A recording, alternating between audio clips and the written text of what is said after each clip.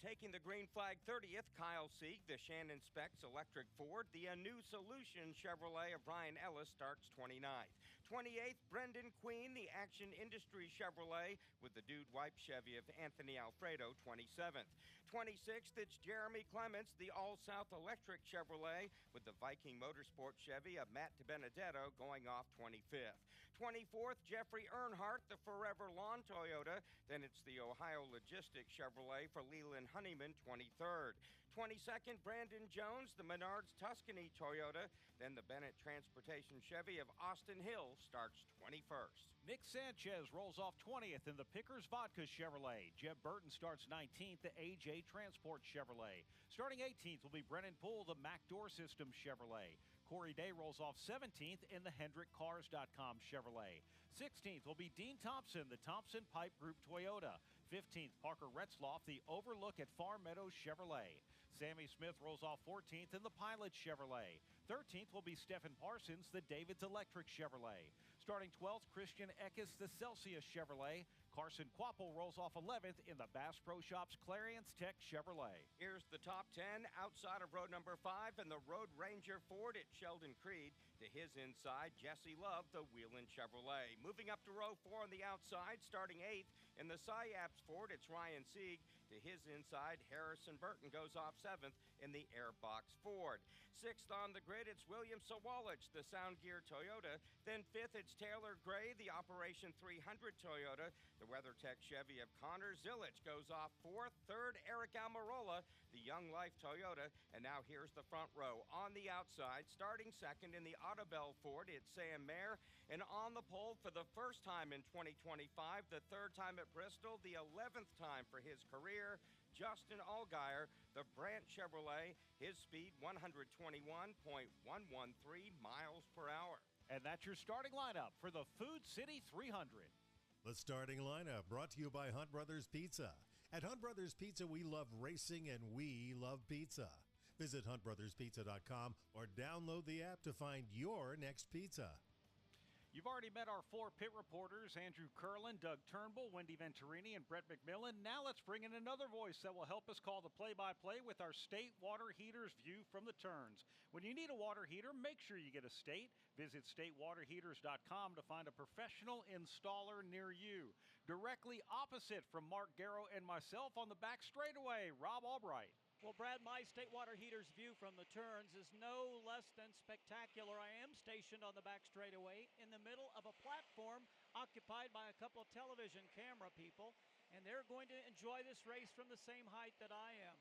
I'll watch these cars negotiate this racetrack, and if I can describe it, it's 4 sections of 650 feet. Both straightaways and each pair of turns measure 60 feet in length. Add it all together, it comes up to just a tad bit over a half mile of racing. However, that's where the similarities end. The front stretch and back straightaway banked at 9 degrees. The turns on both ends, 24 degrees at the bottom, and when they were paved with concrete, they're 28 degrees at the top. We call that progressive or compound banking. You can differentiate the flat bottom of the racetrack, what we call the apron, from the racing surface by the color. The apron is jet black. The racing surface is a very light gray. That is with the exception of the turns. Steve Swift and his folks have added 4 feet of width to the bottom of the racetrack right above the yellow line that separates the track from the apron, and that's been coated with PJ1, a traction compound. Why would they do that? Well, they want side-by-side racing, and we saw how effective that was last night in the Truck Series race. Expect tonight, maybe everybody bottom hunting at the beginning, but some will venture up, and pretty soon we'll have at least 2, sometimes 3 wide racing right here at Bristol Motor Speedway. Thank you, Rob. State Water Heaters view from the turns. Our stages tonight, stage 1 ends at lap 85, stage 2 at lap 170, and then 130 laps to make up the 300 in the Food City 300, 159.9 miles to be exact. Playoffs racing here at Bristol Motor Speedway. The field is being led down pit road. The Xfinity Series cars are carbureted. They do have traditional analog tachometers. They're setting their tachs to pit road speed. And that pit road speed is 30 miles per hour. The pace car will run 35 in the able hands of Jason Brownlow. It's a Chevy Corvette tonight on the flag stand for NASCAR, Andy Ashbeck. Going to be exciting here at Bristol Motor Speedway with a lot of action here on the world's fastest half mile. Again, 300 laps of racing.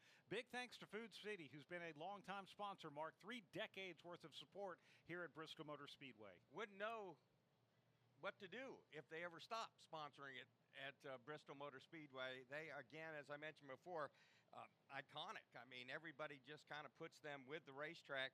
You know, coming into this race, it's hard for me to believe, but it's 83.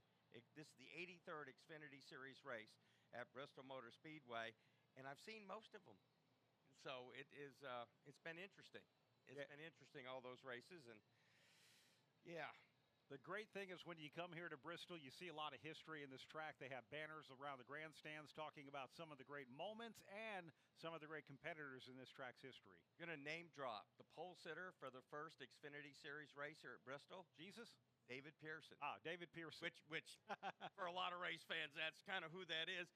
Phil Parsons was the winner of the very first race, Xfinity race here at Bristol. But David Pearson was on the pole. Silver Fox, man, has done a lot, 103 wins in the Cup Series, and obviously, as Mark was talking about, a lot of really cool things happening here in the Xfinity Series. Chevrolet Corvette pace car here tonight is going to take one more lap around before we actually get the one-to-go signal, and you can feel the energy building here, Mark. You can see the drivers, you can hear them revving their engines, see them shooting forward, trying to put a little heat in those tires and get ready to go.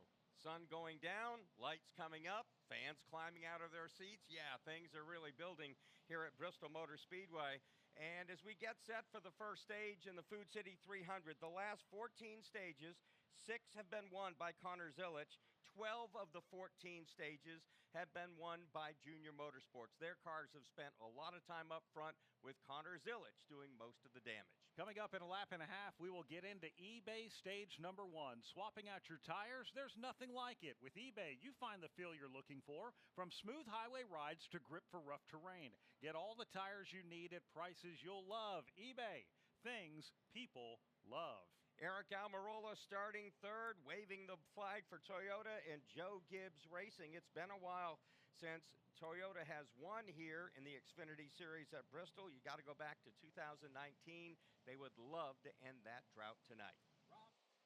Rob, top 3 starters in this race. You got the Chevy of Justin Allgaier, the Ford of Sam Mayer, the Toyota of Eric Almirola. I think they're all ready to get racing. Yeah, we got to love that. All 3 marks represented in these front 3 cars. And 8 of the top 10 starters tonight, unsurprisingly, are playoff drivers. Going from row number 5, Jesse Love and Sheldon Creed. The 4th row consists of Harrison Burton and Ryan Sieg. Row 3, Taylor Gray, William Sawalich. The 2nd row, the often talked about and odds-on favorite tonight, along with his teammate Connor Zilisch. Eric Almirola could be the spoiler, and in row number 1, outside pole, Sam Mayer, your pole sitter, and a guy who loves him some Bristol Motor Speedway, Justin Allgaier. The white and electric blue Chevy Corvette pace car heads to pit road. So Justin Allgaier will use the outside of row 1 to start this race. Green flag is out. Allgaier is gone. Zilisch a little bit out of shape as they charge into turn number 1. As was the case in the truck race last night, outside lane works best on a restart. Allgaier will lead Sam Mayer into turn 3. Top 3 have separated themselves. Justin Allgaier, Sam Mayer, then it's Connor Zilisch. Now easily moving into the 4th spot. You've got Eric Almirola looking to his outside, William Sawalich. Sawalich had a bit of a moment there. He was bumped from behind momentarily in turn 4 by Ryan Sieg. Everybody's okay. And Mayer wants that race lead. Sam Mayer peeking to the inside of Justin Allgaier. Not enough room. Zilisch now pounds his back bumper. He also got a tap from Eric Almirola. Yeah, the front 4 cars made contact in turn number 3, and we're just 2 laps into this race. The battle is for second. Here comes Zilisch to put the pressure on Mayer. Sam Mayer cuts off Connor Zilisch. He'll hang on to that 2nd spot, while Justin Allgaier is able to put 3 car lengths on 2nd. Sheldon Creed, Christian Eckes, the only cars at the moment trying to make the outside lane work. As I say that, William Sawalich moves up topside, and he'll now get some heat from Ryan Sieg. Now Sieg looking inside. He is a top 10 finisher 4 races in a row. Looks to the inside again at Sawalich. Sawalich, though, holds the spot on the outside. Single file among the top 4. This is the battle for the 5th position. Looks like by half a car length it belongs to Ryan Sieg. Justin Allgaier continues to lead here at Bristol Motor Speedway as Ross Chastain now joining Mark Garrow and myself up in the booth for the Food City 300. One of the great things I learned yesterday morning as Ross decided to come into Bristol a day early to celebrate with all the campers here with a nice breakfast party is that Food City is one of the outlets that sells watermelons that your family grows. Yes, sir. Yeah, happy to be up here in the booth with you. I can attest I've just walked both lengths of the suite levels up here at Bristol Motor Speedway. Marcus Smith and the Smith family have excellent carpet that I've been walking, trying to find the booth. Sorry I was late. But, man, as we get single filed out for the top 10, it's good to see a few cars moving up the track already. Jesse Love is one of those cars. He hasn't gained much ground, but he works the top side in turn 2. Just outside the top 10, Jesse Love will work to the outside of Carson Kvapil. They'll battle door to door in 3. As they come off of turn number 4, again, that battle is for the 3rd spot. You got Eric Almirola, but Ryan Sieg looking right on his back bumper. 3rd, 4th, and 5th now have settled back a bit from the top 2. That's Justin Allgaier, Sam Mayer, and then it is Connor Zilic, but he's getting some heat. The outside lane hasn't worked so far for Jesse Love. Started 9th, running 11th, in danger of dropping another spot as Sammy Smith takes a peek to the inside in 1. In both Xfinity and Cup Series practice today, we saw a number of drivers taking a number of laps at the top, trying to get some rubber laid down there and feeling it out for tonight. Change in the top 5. Ryan Sieg has been able to drive around Eric Almirola, now move him up to 4th. Ryan Sieg, the driver with the most starts without a victory in this series, perhaps tonight, even though not in the playoffs, could be his night. Now we've got the yellow flag out for the first time, and it comes out as they come across the stripe and complete lap number 11. Ryan Ellis, Matt DiBenedetto making contact in turn number 1. Both of them spun. It looks like minor damage at the very most. So I think everything will continue as was the case beforehand. But those two guys have already got some Bristol battle scars. Justin Allgaier leads Sam Mayer, Connor Zilic, Ryan Sieg, and Eric Almirola with 11 laps complete and the first caution here in the Food City 300. When it comes to maintaining your engine to run at peak performance, trust Z-Max Micro Lubricant. Z-Max soaks into metal, so it's easy to add to your oil or gas to disperse carbon buildup in your engine, fuel system, and transmission. Protect your vehicle's engine to the max with Z-Max. Check us out at zmax.com or visit us on Facebook and Twitter to find out more about our full line of products. Remember the name Z-Max for your car, big rig, small engines, firearms, and more. That's Z-Max Micro Lubricant. Make your plans now to stay at the South Point Hotel Casino and Spa when NASCAR returns to Las Vegas. They have great race ticket and room packages for you to choose from. The South Point also features a wide variety of excellent dining options at 11 different restaurants. Or you can enjoy the 16-screen movie complex and visit the 64-lane bowling center. Visit SouthPointCasino.com and make your reservations today. Stay where the racers stay at the South Point Hotel Casino and Spa. For 3 decades, Racing Electronics has been the #1 choice for scanners, headsets, and all race communications needs.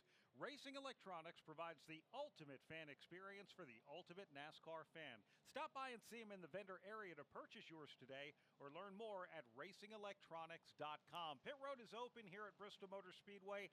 Highly doubtful we're going to have any takers in the top. They can easily make it through the first stage of this race on the Sunoco fuel and the Goodyear tires, and they indeed all do stay out.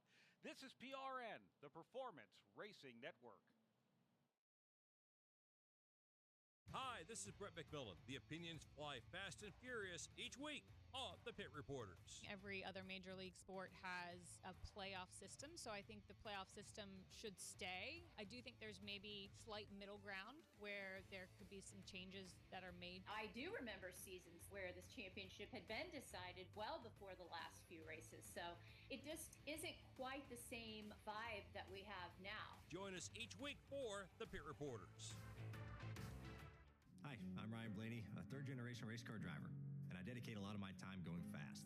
But when my grandpa was diagnosed with Alzheimer's, it was a very unexpected bump in the road for us. It's important to notice if older family members are acting differently or having trouble with routine tasks. Early detection of Alzheimer's can give your family time to explore support services and access available treatments. If you or your family are noticing changes, it could be Alzheimer's. Talk about seeing a doctor together. Visit alz.org/time to talk. A message from the Alzheimer's Association and the Ad Council.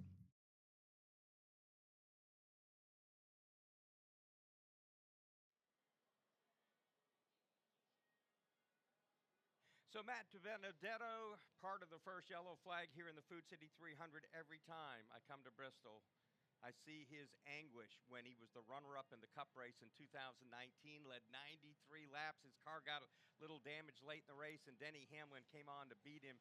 And just the heartbreak that night for Matt Benedetto, came so close to getting his Cup win. Yeah, guys, and this sport rewards winning so much. You always have to wonder, what would that have done for Matt's career? I work with Matt at MMI at the agency side, and as he's navigated his career, right, he's got a great group behind the scenes helping him do that. But man, what would Cup winner mean when he's talking to potential sponsors, which could fund races, potential team owners? He's got a great home right now at Viking Motorsports in the 99 car here in the Xfinity Series, but you do always have to wonder. And I remember watching that race, just wanting him to win so bad. I've raced with Matt in the back of the pack so much coming up through the ranks that you just wanted it that night. Yeah, for sure. A couple of runner-up finishes at Las Vegas Motor Speedway. Really did a lot in the Cup car. And like you said, Ross, he has found a home at Viking Motorsports. Coming up in less than one lap, we're going to make our first trip through the Echo Park Automotive Restart Zone. At Echo Park Automotive, it's every car, happy owner. That's the Echo in Echo Park Automotive. So here's the lineup as we get set to restart. The leader, Justin Allgaier, outside of row 1 to his inside, teammate Connor Zilic. Inside of row number 2, Ryan Sieg to his outside, Sam Mayer. Then it's going to be Taylor Gray, Eric Almirola, a pair of JGR Toyotas in row 3. Rob, here we go. First restart of the night. It seems to get more intense when we get one of these. It certainly does. Justin Allgaier, of course, having the selection, takes the outside lane, but when Sam Mayer chose to line up behind him, that opened the inside lane, and saying, yep, I'll take that, is Connor Zilic. This could be very interesting on the restart, because most of the time last night in the Truck Series event, we'd see the outside lane maybe put a couple of cars ahead of anybody restarting on the inside. Pace car makes the hard left turn onto pit road. They head into the Echo Park Automotive Restart Zone. Justin Allgaier able to get the jump, and he will try and clear Connor Zilic to 1. Well, if anybody could do it, make the inside lane work, it's the guy who just did. Connor Zilic wrestles the second spot away from Mayer. Now he'll go after his teammate. Ryan Sieg digging hard on the inside, trying to hold off Sam Mayer for third. Just behind them, Eric Almirola now goes to the outside. Taylor Gray tries to slip inside. Ryan Sieg started in the 8th position. He's raced his way up to 4th and is all over the back bumper of Sam Mayer. Ryan Sieg has been the man on the move since the start of this race. He is right on the back bumper of Sam Mayer. Behind him, we've got Taylor Gray driving to the inside of teammate Eric Almirola. Still early in this race, a bit of a surprise that Eric Almirola is not as strong as we might have expected right out of the gate. The young driver, Taylor Gray, now will try to take a spot away. And just behind them, Harrison Burton putting pressure on William Sawalich as they battle for the 7th position. Harrison Burton door to door, also looking for some running room. Right behind them is Carson Kvapil. Of course, Harrison Burton is in the playoffs, had his best qualifying effort of the season. Can he use it? Harrison Burton's going to keep his car pinned to the bottom of the racetrack. William Sawalich will try and take momentum from the high line, not able to clear him into 1. Right behind them is the machine of Carson Kvapil. Right in front of them is the aforementioned Eric Almirola. Still door-to-door Sawalich and Harrison Burton. Watching Stephen Parsons trying to move through the pack. He's inside of Sammy Smith. They're going after Christian Eckes as well in turn 1. Surprise ride for Stephen Parsons. Chad Fincham was supposed to be in this car, but when he had the opportunity to step into the Cup car, he opened the door for Parsons. That's a red number 35 for Stephen Parsons to his outside. Playoffs driver Sammy Smith. Sammy Smith now will drive right up next to his door as they head back into 1. Sammy Smith started 14th, and he has made no progress from the drop of the green flag. One of the guys that worked hard in the outside lane during practice. Another one is Jesse Love, and he'll move to the inside. There is a nasty pack of cars in the back, and they are rumbling 3 wide.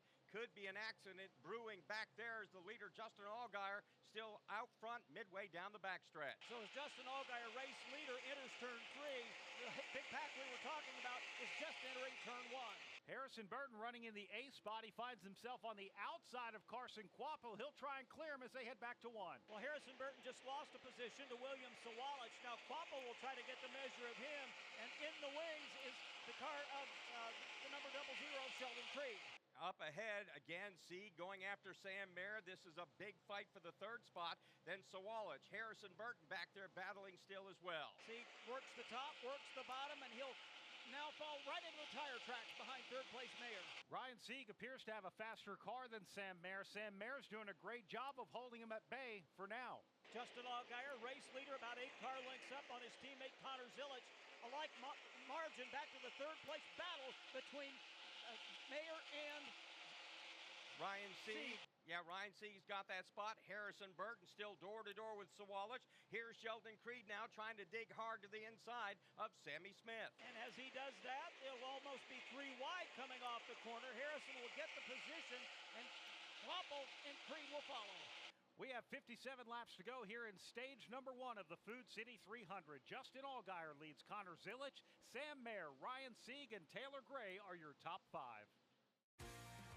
William Byron battling for the lead here in the WERT 400. He drives off at turn number 4, and he's got the lead. This is William Byron, driver of the number 24 for Hendrick Motorsports.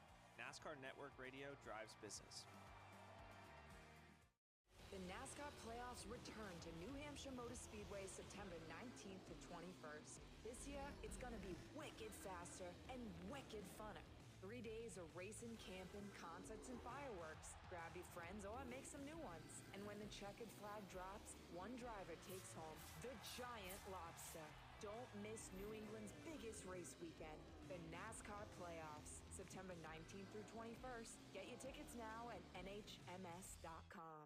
By downloading the free PRN mobile app, you can listen to all of our live race broadcast anywhere. You'll also have easy access to all of our award-winning studio shows.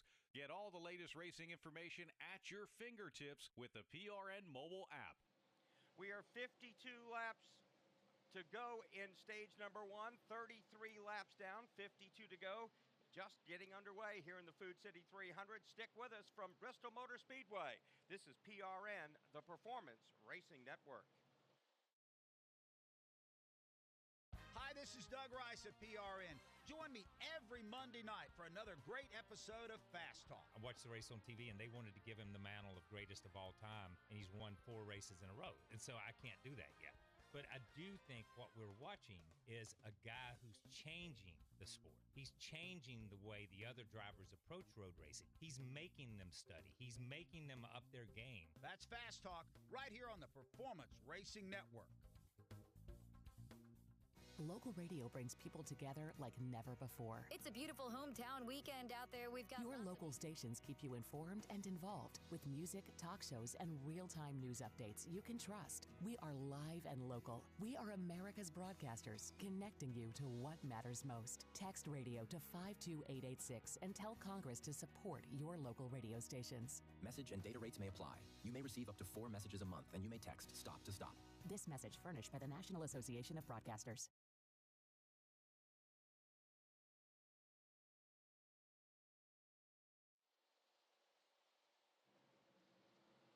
Welcome back to the Food City 300 here at Bristol Motor Speedway. 47 laps to go in stage number 1. Justin Allgaier, the race leader, is about to get into some heavy lap traffic. But let's give you a full field rundown brought to you by Bass Pro Shops. Voted America's best outdoor retailer. Visit your local Bass Pro Shop store or shop online at BassPro.com. Your adventure starts here.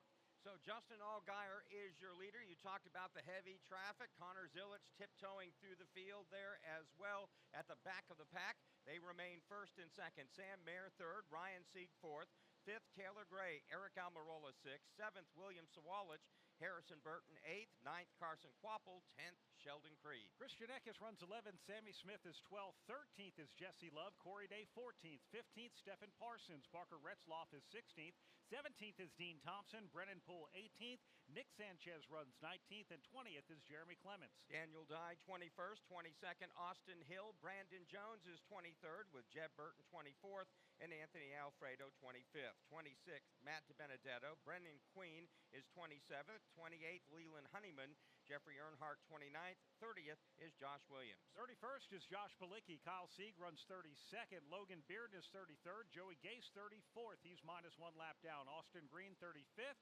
Carson Ware is 36th. 37th is Blaine Perkins. And Ryan Ellis runs in 38th. Brad Gilley along with Mark Garrow, Ross Chastain joining us up here in the booth. We got 41 laps to go, about halfway through stage number 1, Ross. What are you starting to observe in this racetrack and the way that it's starting to move? Well, one thing is Ryan Ellis. You mentioned him in last in 38. He's already off the track. I watched his car come to his pit stall smoking. They went under the hood, pushed him to the garage, and then the crews of Taylor Gray right in front of them have been out speedy drying the pit box and then wiping up a dark spot of oil where they pushed the 71 to the garage. So he probably was smoking as he came off the track, and now Taylor Gray and their pit crew is going to have to navigate that tonight to see if they got that oil picked up. As we, again, have just gotten underway in the Food City 300, Corey Day in the HendrickCars.com Chevy has worked his way up to 14th. And Doug Turnbull, you got a little bit of an interesting story about his car. For sure, yeah. Corey Day, the 17th car, he started back at about the 17th position, but has methodically worked up here just past the halfway point of stage 1 into that 13th position. Now, I talked to Corey before the race. He is driving the chassis that won this race and throttled the field in the spring. It was driven by Kyle Larson, who lapped all but about 9 cars or so in that race that you heard right here on PRN. I asked him, is there pressure or are you happy about it? He said both. He said he really wants to perform well tonight, and being a dirt racer, he says tracks like Bristol, where you can choose multiple grooves, are right in his wheelhouse. Now, he may not win this thing tonight, of course, a long way to go, but he's certainly proven that he can get around this half-mile track. It's a tough act to follow if you're following Kyle Larson, what he did in the Xfinity race earlier this year when he led 276 of the 300 laps. Yeah, Corey Day doing double duty, however, ran the Truck Series race last night and just learning. And here's a guy, Ross, that Kyle Larson went to Rick Hendrick and said, look, you're going to pull the next guy off of dirt. Look at Corey Day. He's the guy I've raced against. I know what he's all about when it comes to a race car driver. And they're giving him the laps. They're putting him in multiple race cars on the weekend. They are putting him in a ton of races, and he's only going to do more, it seems like, as they go. So, yeah, not worried about what happened in the spring. I think now is the foundation of Corey Day learning stock cars, learning this Goodyear tire as it continues to evolve. Goodyear continues to evolve it all the time, but continuing to do that as they got a heck of a battle behind them between some teammates of 4 and 44. Yeah, and this battle happening here on the racetrack with 33 laps to go here at Bristol Motor Speedway in stage number 1. A lot of excitement happening. Justin Allgaier enjoys a 0.7 of a second lead over teammate Connor Zilic. Sam Mayer runs in 3rd. 4th is Ryan Sieg, and Taylor Gray rounds out the top 5. At Bass Pro Shops, we salute those who serve. We proudly stand with those who stand for our freedoms by offering our legendary Salute discount every day, saving active duty, veterans, and first responders up to 10% on top quality outdoor gear, and recently partnering with the Army and Air Force Exchange Service, becoming the official outdoor gear provider for our heroes. It's more than the great outdoors. It's about honoring those that protect it. Bass Pro Shops, voted America's best outdoor retailer. Hey, listen to this. All I needed was a new starter. Got a great deal on eBay. Did it myself. Yeah, that's cool. But how about the soft purr of an upgraded exhaust when it fits just right? For me, it's the little things, like these new windshield wipers from eBay I installed. From small fixes to big upgrades, eBay has all the parts you need at prices you'll love, guaranteed to fit every time. eBay, things people love. Eligible items only. Exclusions apply. From Bristol Motor Speedway, you're listening to PRN, the Performance Racing Network. No one's paying me to say this, but you've been our lifeline. We have no internet. We have no TV. We barely have cell service. I don't know how I'm able to get to you. My Wi-Fi is not working. And I have a radio, and I finally got power on, and I have it plugged in, and I could hear you. You're the only station I can get in. Wow. Well, That's why glad we're here. So, wow. The report that we got was that a severe tornado was heading right toward us. But I just want to commend you gentlemen for the job that you're doing, for keeping us informed. I just wanted to say thank you for being on the radio and guiding us to, where we can get help. I just want to tell you, the first thing I heard was your voices the next morning. Oh, shoot. And it made me cry. The comfort of hearing your voices. My respiration, perspiration, and aggravation are sky high, but you guys have been the guiding light. Your local AM station makes a difference.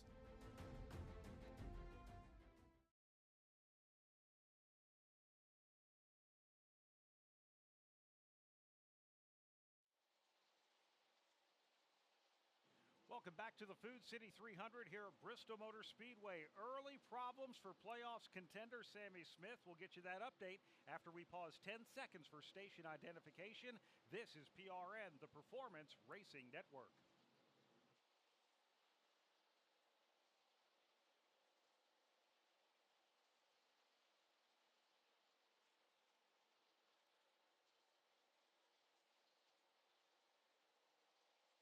So Sammy Smith, who began the playoff only 4 points above the cut line, has a major problem. Let's get the update from pit reporter Andrew Curlin. Yeah, not good for Sammy Smith. They have the hood up on pit road. I just checked in with the team saying they're reporting temperature issues. They just grabbed 2 long hoses and plugged it into Sammy Smith's engine and are bringing it back to a toolbox further back, but it seems to be a lot of running to the engine, running back to the pit box, but right now Junior Motorsports in that number 18 trying to investigate, but big problems with Sammy Smith, who entered this race plus 4 to the cut line. I bet he's not that after this. Well, let's continue to sweep pit road. Andrew Curlin is at the entrance, also on the back straightaway, Doug Turnbull. And yeah, standing by right here because the yin and the yang. So up front, Sam Mayer hoped he had a race-winning car tonight. Said his car is just a little bit tight, and he runs in the 3rd position there. He's pulled away from Ryan Sieg, who was in a heated battle. On the other side of that, Austin Hill right on the cusp of the top 20. In fact, he's side by side with Brandon Jones right now. Austin Hill entered the playoffs last seeded after losing all of his bonus points after the penalty in Indianapolis for crashing Eric Almirola. And Austin Hill has been told by his team he needs to roll the center better to get the drive off. Their entry is just a little bit off, but it's really the center where they're losing speed, and he is running uncharacteristically slow here on a night that he needs a good showing. Wendy Venturini. On my end of pit road, which is right off of turn 4 as they head towards the start-finish line. One of my cars is Taylor Gray. He's currently running 5th. He started 5th. He was real slippery and sliding at the start of this race, but he said it's gotten a lot better out there for Taylor Gray.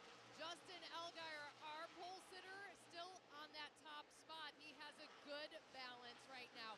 The neutral, the entry was a little bit neutral for Justin Allgaier. He was tick tight going into the turn, but the exit was also neutral. So no big adjustments for Justin Allgaier and his crew chief Jim Pullman right now on the radio. Let's head over to Brett McMillan. Well, Wendy, Carson Quaff was reported the car is a little bit snug. Meanwhile, Swalich has been saying that he is tight on entry, but they've been making up a lot of time on the exit of the turns. Jeff Burton says that he cannot finish the corners. He's fine getting in, but he says when he starts to accelerate coming off the corners, he just can't make the turns right there. Also, our outside runner, the guy that's sitting there in second right now, Connor Zilic, has been saying absolutely nothing at all. He's been extremely happy with the car. He finished 12th here in the early race this year. I asked him what the difference is for him as a driver right now. He says he's making fewer mistakes, he's more consistent, and he's more patient. Oh, and his crew chief, Marty Lindley, said he also has a shiny plate in his shoulder now. Connor Zilic has chased down Justin Allgaier. The gap now just 3 car lengths going into turn 3, and just up ahead, playoff contenders Nick Sanchez, Brandon Jones, Austin Hill running 19th, 20th, and 21st, and Rob Albright, they are in danger of going down a lap. Well, Justin Allgaier parlayed a 1 car length lead through traffic to about a third of a straightaway. Now that they've got clean air once again, Zilic is narrowing the spin margin. in turn 2, 17. Corey Day gets into the left rear. Blaine Perkins around. He collects the 35 of Stephen Parsons. Oh, tough luck for Stephen Parsons. Ross, we were just bragging about him, and this all happens with 9 laps to go in stage number 1. Unfortunate for Corey Day. His car is continuing around the racetrack. Stephen Parsons, it looks like his has a little bit of left front damage, but I think he's getting it back under power. Isn't that always the way it is? You have nothing to do with it, and you wind up with more damage. That's exactly what just happened to Stephen Parsons. Yeah, the only thing that has more damage than those two cars is Rob Albright after I jumped in on him there. Sorry, Rob, but I saw them have a moment off turn 4. They were 3 wide with another car, so I followed them as you were covering all that, and I saw Corey Day get up into the left rear and spin out to stay off of Blaine Perkins after getting into him. Stephen Parsons in the 35, an innocent bystander after Corey Day goes around. Hey, Ross Chastain, you can do that all night long if you see something when I'm looking the other direction, because I'm right in the middle of the straightaway. So thank you, sir. Yes, sir. As I get a look at it, Jesse Love also involved on entry of the corner after watching the replay, gets into the left rear of the 17 of Corey Day, which then gets him up into the left rear of the 31 of Blaine Perkins, who wrecked earlier and has been soldiering on near the back of the pack. So you smelled something brewing, and it paid off for you, I guess. Yeah, that's right. Blaine Perkins spun in practice, in qualifying, in this race, and now a little bit of a piece of this. Been a tough night for that number 31. When we come back, we have 7 laps to go until the end of stage 1. We'll see if pit road is going to open right now. So let's hold it here and see if we have any early takers. This could be an opportunity to jump some track position. Justin Allgaier is your race leader. Connor Zilic runs second. Allgaier starts to fade down to the apron, and yes, it looks like he will continue. All the front runners coming down pit road. Let's start things off with Andrew Curlin. Yeah, it certainly looks like drivers and teams want to make adjustments. Harrison Burton is actually one of my cars that decided to stay out. He was fighting a tight condition as the run went on, but some differentiating strategy going on here, Doug Turnbull. That's correct here as Sam Mayer's giving up stage points to try to get and flip the stage here. It's a 4-tire change for him, working on the rear security of that race car as Nick Sanchez pits for the back of the top 20 here to make big adjustments. Wendy Vittorini. Justin Allgaier decides to come down pit road. He wanted some air pressure adjustments. Jim Pullman drops the right side air pressure. It's going to be 4-tire Sunoco fuel. Also on pit road, Eric Almirola was tight when he loaded his car, but loose everywhere else.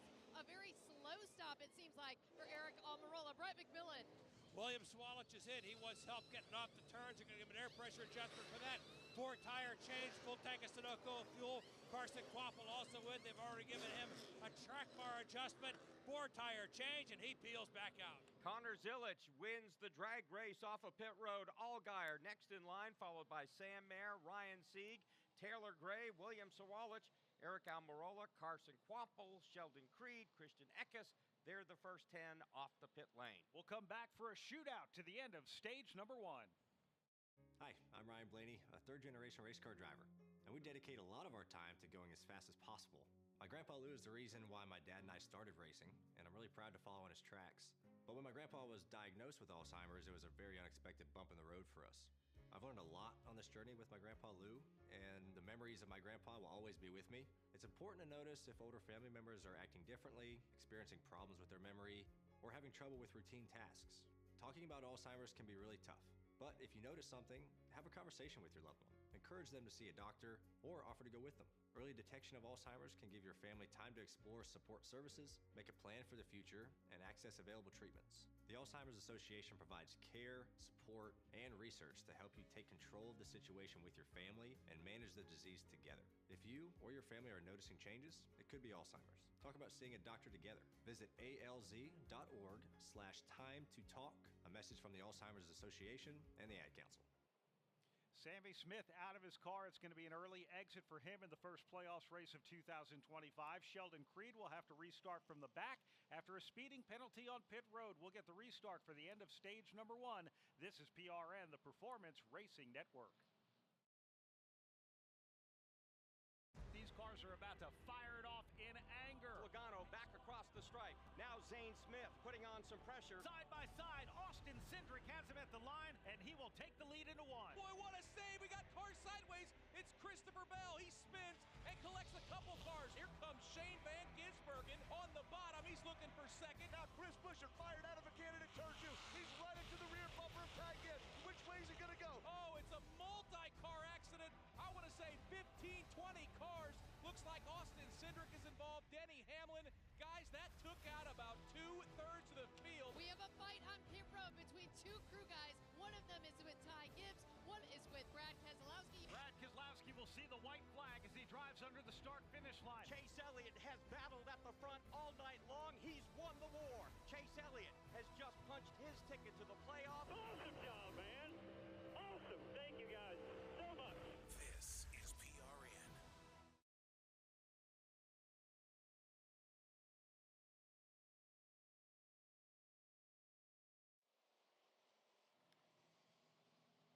When they come back to the Echo Park Automotive Restart Zone, take the green flag, just 2 laps to go in stage 1 of the Food City 300. Up front, Harrison Burton on the outside will lead them into the restart zone. To his inside, Jesse Love. They didn't pit. In row number 2, inside Allgaier, outside Zilich. They did take on tires, as did Siegenmaier behind them. We're about to go racing again. This is going to be an exciting restart. They'll head through the Echo Park Automotive Restart Zone. Harrison Burton with the jump on the outside, getting a big push from Connor Zilich, who's getting pushed by Sam Mayer. Jesse Love will battle to the inside. He'll take the advantage over Harrison Burton following his tire track. Here comes Justin Allgaier. He wants the race lead. With all the bumping and jamming in turn 2, William Sawalich lost a lot of ground, but Jesse Love still holds on with 1 lap to go in stage 1. Half a dozen cars in the middle of the pack came together on the front straightaway. Everybody continues on. New race leader, Justin Allgaier. Jesse Love went way up the racetrack in turn 1. He lost 5 spots on the racetrack. Justin Allgaier will win stage number 1 of the Food City 300, followed closely by Connor Zilich. Harrison Burton will finish 3rd. Sam Mayer 4th. Jesse Love dropped down to 5th. 6th will be Eric Almirola. Ryan Sieg 7th. 8th is going to be Carson Quapple. Taylor Gray 9th. William Sawalich rounds out the top 10 in eBay stage number 1. Swapping out your tires, there's nothing like it. With eBay, you find the feel you're looking for, from smooth highway rides to grip for rough terrain. Get all the tires you need at prices you'll love. eBay, things people love. Here's Paul Doschel of Toyota. We have a kind of robust program around NASCAR, and we feel that if we're going to be there and compete against Chevrolet and Ford, that we want to be able to tell that story. And so we feel that a 360-degree approach is the best for that. Radio fills a much-needed void in our marketing program. Being able to have our commercial spots and the relationship that we have with PRN, where they talk about our vehicles as Camrys and Supras. The Toyota GR Supra makes that hard left turn onto pit road. As pace car, the Toyota Camry pace car, or the GR Supra pace car, adds a nice touch to broadcast rather than when it's just the pace cars coming out of turn 4. So for us, it's really the coming together of the 360-degree approach to really make our program all-inclusive. NASCAR Network Radio drives business. Welcome back to Bristol Motor Speedway. Justin Allgaier has won stage number 1. Not the same good news for one of his teammates. Let's go down to pit road and Brett McMillan. Sammy Smith out of the race. It sounds like they're still trying to diagnose what happened with the engine. How disappointing is this? Yeah, it's very disappointing. It's a tough way to start the playoffs like that. Just a really fluke deal with the engine, and it's very unfortunate because HMS does a very good job and has helped us this year a lot. So, yeah, I'm sure they'll dig into it a little bit more and they'll figure it out. But yeah, very disappointing for my Pilot Chevrolet JRM team, and we'll keep digging. The good news for him is it's just race number 1 in this round of the playoffs. I talked with Dale Earnhardt Jr. just briefly, and he said it is a freak thing. He's never seen anything like it before, where they had water and gasket. It was just a mechanical, or water and gas ending up in the engine where it shouldn't have been. So he said it's a freak thing. They're just calling it a mechanical failure. So for Sammy Smith, just his 2nd DNF of the season, but boy, what a bad spot to get it. Usually, if you only have 2 DNFs by this time, you're pretty happy. But that one couldn't have come at a worse place for Sammy Smith. Yeah, tough one for him for sure. In Las Vegas, pedal to the metal is all we know, on or off the racetrack. Whether you're here for NASCAR, live music, incredible restaurants, or world-class entertainment, Vegas is the town that never slows down. With so many ways to play and so much to explore, Las Vegas encourages you to go all out. You can head to visit LasVegas.com today for more info. We had most of the cars come down and pit with that incident earlier, and we'll see if they're going to open pit road. A couple still have to. It looks like the red light is going to stay on. So we owe our local stations a break. From Bristol Motor Speedway, this is PRN, the Performance Racing Network. My fiance is a veteran. I did tours in Korea, Germany, and Bosnia before I got injured. When Yusuf got out of the military, he needed help getting his disability benefits. Luckily, DAV came to the rescue. They fought for me the same way that I fought for my country. Every year, DAV provides life-changing support to more than 1 million veterans. My victory is never giving up and finding more ways to serve. He's pretty amazing. Support more victories for veterans. Go to DAV.org. Hi, this is Doug Rice at PRN. Join me for another great episode of Fast Talk. We have NASCAR Hall of Famer Kurt Busch. What does a much older, wiser Kurt Busch want to tell Carson Hocevar? Well, let's bust out all the VHS tapes, and you can watch all my mistakes. Try not to do those, Carson. I like what he's doing. He's learning, and he's putting his time in up front. That's Fast Talk right here on PRN.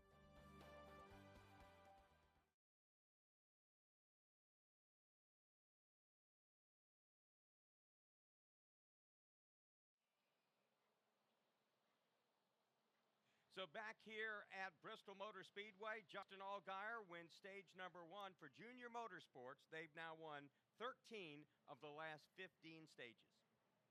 They're good. They are. I mean, I'm sorry to Sammy Smith, but they are firing on all cylinders aside from the 8 car. But man, across the board, JRM is executing well. And tonight, like we saw early in the season, the 7 competing with the 88, like we saw back earlier in the year. Yeah, very true. The playoffs are a whole different ballgame. Connor Zilic fast, but he is running behind teammate Justin Allgaier. Pit road is open. We still need some takers, so we'll either have pit stops or updates, and we start with Andrew Curlin. Yeah, Harrison Burton stayed out and finished third in that stage 1. He was -3 to the cut line, so those points are very valuable. He said he needs to be freer to pass guys. They're going to make a chassis and an air pressure adjustment. 4 tires, Sunoco fuel, Doug. And nobody here on my end of pit road, but I do want to update Corey Day, who was involved in that caution, that flipped the stage, if you will, there, stage number 1, had heavy front nose damage in that situation. He's been repaired and has not been sent down pit road this time. Wendy Venturini. Jesse Love lost 5 positions on that restart. He came over to the radio and said, what the heck happened? But he used a different term there. He got loose and the tires just spun around on him. He said he didn't know if he got into a big rubber buildup on the racetrack or not. So they're coming down pit road. It's 4 tires, 2 rounds of track bar on that machine as well for Jesse Love, but he was not happy on that restart. Brett McMillan. Well, it shouldn't be a surprise that Ryan Sieg is running well here so far. He has 4 straight top 10s here at Bristol Motor Speedway. He'd love to make it 5 in a row and maybe even pick up his first win in the Xfinity Series tonight. Thank you very much, Brett, Wendy, Doug Turnbull, and Andrew Curlin. Justin Allgaier so far has led 86 laps. In fact, he's led all but 6 laps here tonight of the Food City 300. Will he be the driver that winds up in victory lane? Well, we're still going to find out in over 200 laps. Sponsored by Progressive Insurance. Progressive makes bundling easy and affordable. Get a multi-policy discount by combining your motorcycle, RV, boat, ATV, and more. All your protection in one place. Bundle and save at Progressive.com. So Harrison Burton finishes 3rd in stage 1. He picks up 8 stage points, but he's going to restart all the way back in the 21st position. Jesse Love, 24th. Let's give you a leaderboard update before we head into stage number 2, brought to you by eBay. Swapping out your tires, there's nothing like it. With eBay, you find the feel you're looking for, from smooth highway rides to grip for rough terrain. Get all the tires you need at prices you'll love. eBay, things people love. Justin Allgaier will lead them to the green flag in stage 2. Connor Zilic 2nd, Sam Mayer 3rd, Eric Almirola 4th, 5th Ryan Sieg, Carson Kvapil 6th, 7th Taylor Gray, William Sawalich 8th, 9th Nick Sanchez, Dean Thompson in 10th. Brennan Poole runs 11th. 12th is Jeb Burton. 13th, Christian Eckes. Brendan Jones runs 14th. Austin Hill 15th. 16th is Parker Retzloff. Matt DiBenedetto is 17th. He started at the back. 18th is Jeremy Clements. Daniel Dye 19th. Anthony Alfredo is 20th. Sheldon Creed 21st. 22nd Harrison Burton. 23rd is Jesse Love. Kyle Sieg 24th. 25th Brendan Queen. 26th Jeffrey Earnhardt. Leland Honeyman 27th. Josh Williams 28th. Josh Balicki 29th. 30th Joey Gase, the first car 1 lap down. Logan Bearden runs 31st. 32nd is Austin Green. Corey Day runs Jones, 33rd. Carson Ware is 3 laps down in 34th. Blaine Perkins, 35th. Stephen Parsons out of this race. He is 36th. Sammy Smith still being listed behind the wall as they work on a mechanical issue with that car. He is running in 37th. Ryan Ellis back on the track, 50 laps down in 38th. And the next time we get a restart, we will head through the Echo Park Automotive Restart Zone. The Echo in Echo Park stands for Every Car Happy Owner. Echo Park Automotive. So as I look at this running order right now, I'm thinking about Nick Sanchez. Sanchez is now being scored 9th this next time by. At one point, he's in danger of losing a lap before that caution came out. Now he's running in the top 10. Maybe that track position is what he needs now to hold there in the top 10. Speaking of Sanchez, let's go to Doug Turnbull. And that is correct. He started right there in the back of the top 20, Nick Sanchez did. I spoke to a member of his team, and they told me that team owner, music mogul Scott Borchetta, had a big pep talk with his 24-year-old driver from Miami. First time in the playoffs here, a rookie in this series, and told him, look, you've got to be patient and bide your time. You don't want to get caught up in someone else's mess, like we've seen some others. And Nick Sanchez has done just that, had a fast pit stop, and here he is now in the top 10 at the beginning of stage 2. Big win at Doug Turnbull's home track, Atlanta Motor Speedway. Great to see that number 48 back in victory lane, and a nice job for Nick Sanchez, who really is continuing to grow as a driver here in NASCAR. We're about to head into stage number 2, Ross Chastain, and still you have the 2 Junior Motorsports Chevys up front. But like we said, it's all been Connor Zilisch pretty much since Texas, but we can't forget about our reigning champion, and he's pretty darn good here. He's not going to let you forget about him. He's got a new playoff helmet in that Brandt Professional Agriculture Chevy, and he's here to reassert himself as the top dog at JRM. And if you're the fastest Junior Motorsports car, you're going to be the fastest car in the Xfinity Series. As we come to the choose here, one more thing I want to clean up is 8 points for Jesse Love and 6 for Harrison Burton. I think my opinion is that that's worth it. Now, it doesn't feel very worth it right now as they're going to restart deep in the field, but grabbing those points, and now they've got the rest of the race, you know, the bulk of 2/3 of the race left as we'll come back to the green with 202 laps to go. They've got time to make that up, but they are in a danger zone now being so far back, but they grabbed enough points, I think, to make it worth it. Well, at least the gamble paid off for them, right? So Harrison Burton finishes 3rd, Love 5th in that first stage, and now they're just going to have to, you know, look to a higher authority. Please get me through these next laps through the middle of the pack and see what we can do. Yeah, great job staying out in that caution that came out with 10 to go in stage number 1. When we take the green flag, as Ross mentioned, 202 laps to go in the Food City 300. It'll be 72 laps to go in stage number 2. The Corvette pace car makes the hard left turn onto pit road. We're going into the Echo Park Automotive Restart Zone. Big jump from Justin Allgaier. In fact, he will clear Connor Zilisch before they get to the start-finish line. Sam Mayer will try to retake that second position from Zilisch. Zilisch got it from him the last time we restarted. They're door-to-door for second. The inside line here at Bristol just doesn't go, and that leaves Zilisch now fighting with Sam Mayer for second. Zilisch is out of shape. He reels the car back in. He'll lose second. Now maybe 3rd to Eric Almirola. He'll fight back. He'll hold the spot going into turn number 3. What a great save by Connor Zilisch. He had that car about 30 degrees of yaw, and immediately, once he got it straightened out, went right back after Sam Mayer. Not only did he not lose anything, but he finds himself right on the back bumper of the second-place machine. Sam Mayer wants to lead this race. He drives to the inside door of Justin Allgaier. Mayer all the way down in the PJ1 on the yellow line. Justin Allgaier will stay pinned to his outside, nose to nose at the line. Sam Mayer says, who says the low line won't work? I'm going to prove you wrong. Looks like he'll have the advantage. He'll slide up in front of Justin Allgaier.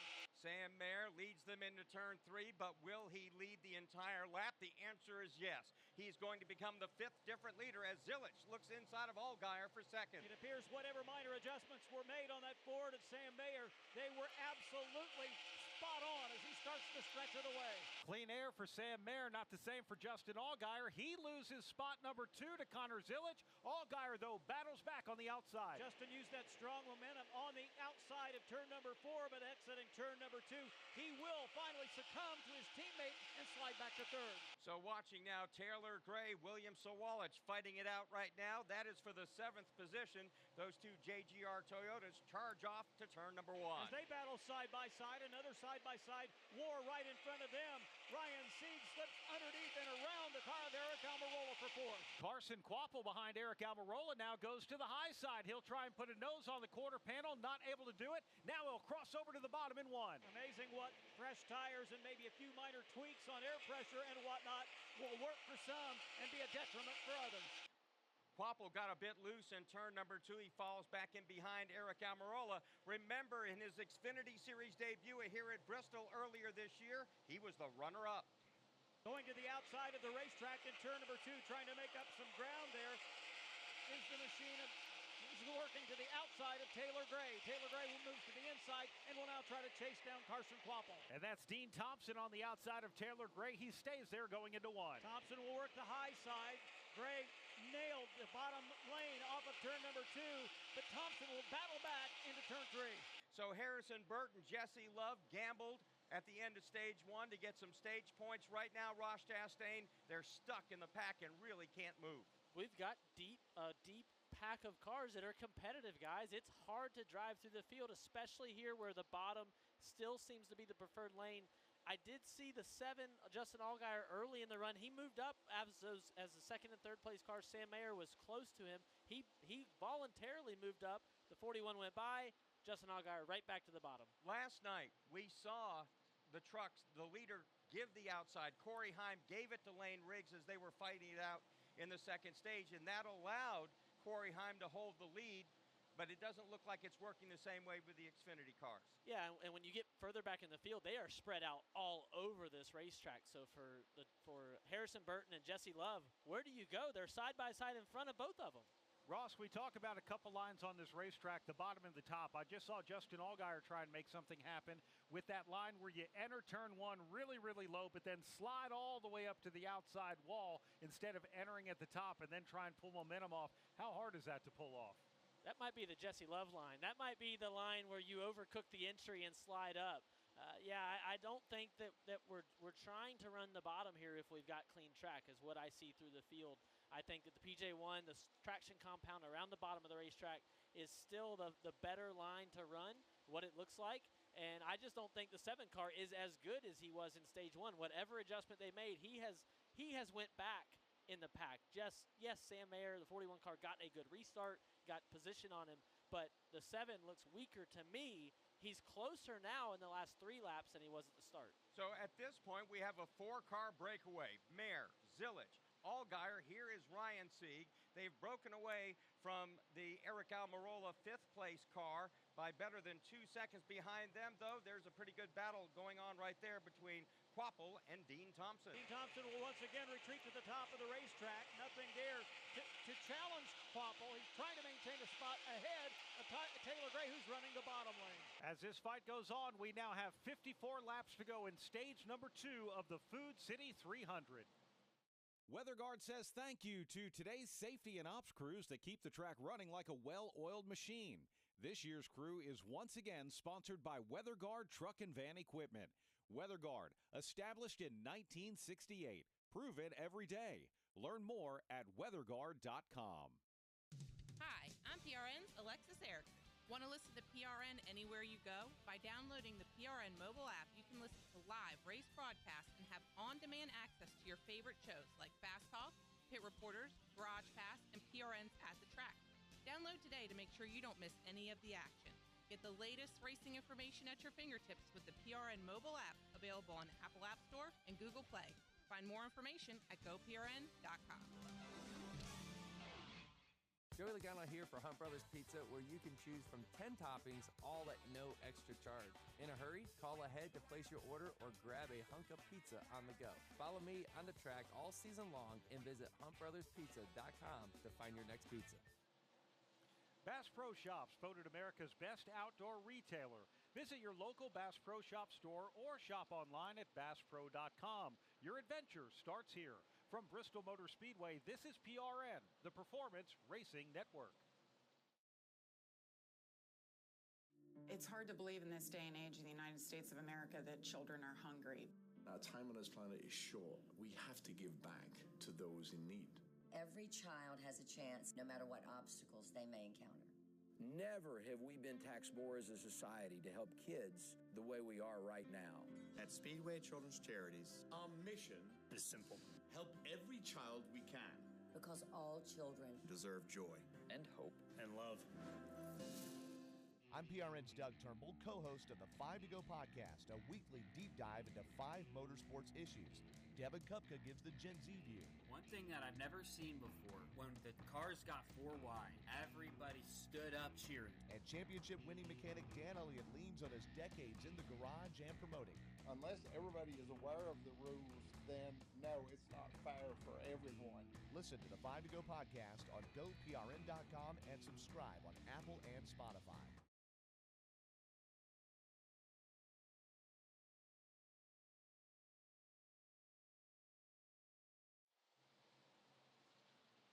Sam Mayer has now led 24 laps, make it 25, as he's got some lap traffic to deal with, holding off Connor Zilic. Justin Allgaier has fallen back just a bit, and Ryan Sieg running in fourth is about 3 car lengths off of his back bumper. But Doug Turnbull, Dean Thompson has run very strong. Is it Andrew?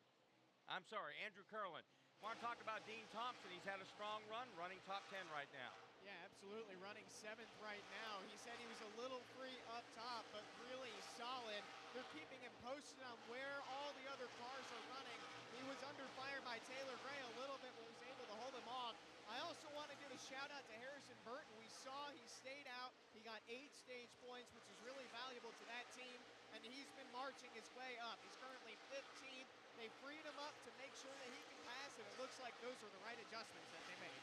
I've been impressed this season by Dean Thompson, the California driver. He's out of Anaheim, has 6 top 10s, and he has shown real flashes this season. When that team has gotten the car close, he's been very competitive in trying to get top 10s. Well, it's some behind-the-scenes things that maybe the race fan maybe you don't see as part of the public story of Sam Hunt Racing. Jesse Little, former driver, worked for the league, for NASCAR, and now has went back to the team side to help Sam, you know, continue to navigate the Xfinity Series as the other Toyota team. Obviously, Joe Gibbs Racing is the powerhouse for Toyota in this series, but not in an alliance form, not in a, they don't get really any, they don't get anything. They are building these race cars at Sam Hunt Racing, and Dean Thompson, as he continues to learn from the truck series into these Xfinity cars, Sam Hunt's giving him and has given him a hot rod tonight to drive up to 7th. And let's talk about Sam Hunt Racing. Sam Hunt himself, he's a young man. He is not an older, established, you know, started a car dealership career kind of car owner in NASCAR. He's the guy who went out there and raced and said, I want my own team. And he's built it from the ground up. And he's not the singer either. He's not the singer. He's his own Sam Hunt here in the Xfinity Series. Dean Thompson 3 wide as he tries to hold off Taylor Gray in turn 1. And also to the top of the racetrack is the machine of Josh Malicki. He gets out of the way and is still side by side, Thompson and Gray for position. Dean Thompson runs the middle group. He'll stay tight to the door of Taylor Gray. He's able to pull a little momentum. They are nose to nose into 1. Taylor Gray led into the corner, but in the middle of the turn using a high line, Thompson gained an advantage. Now Gray battles back to take the spot in turn 3.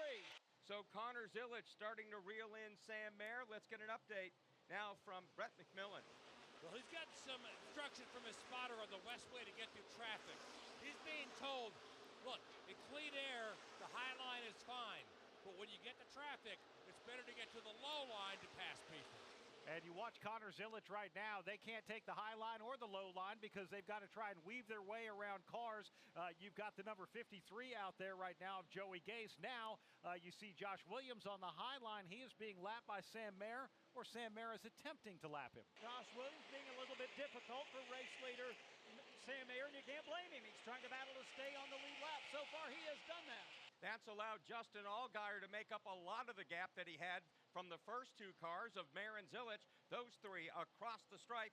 32 laps to go here in stage number 2. You know, you can tell the driver it's better to pass on the bottom, but if your car works better on top, maybe that's where you need to be. It looks like Mayer struggling just a bit on the bottom, making passes. Sam Mayer clears Josh Williams, as does Connor Zilic and Justin Allgaier, but we got a 3-car battle for the lead with 32 to go in stage 2. Just a car length of separation among the top 3.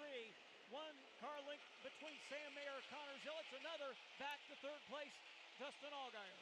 And of course, Ryan Sieg still running fourth, but he has lost ground, and it's way back to Eric Almirola as he tries to stay in touch with the lead machine. Eric Almirola running fifth is more than an entire straightaway back of these three race leaders as they continue to put laps on the books. It'll be 29 laps to go in stage number 2. This time by Sam Mayer leads Connor Zilic, Justin Allgaier, Ryan Sieg, and Eric Almirola, your top 5 of the Food City 300.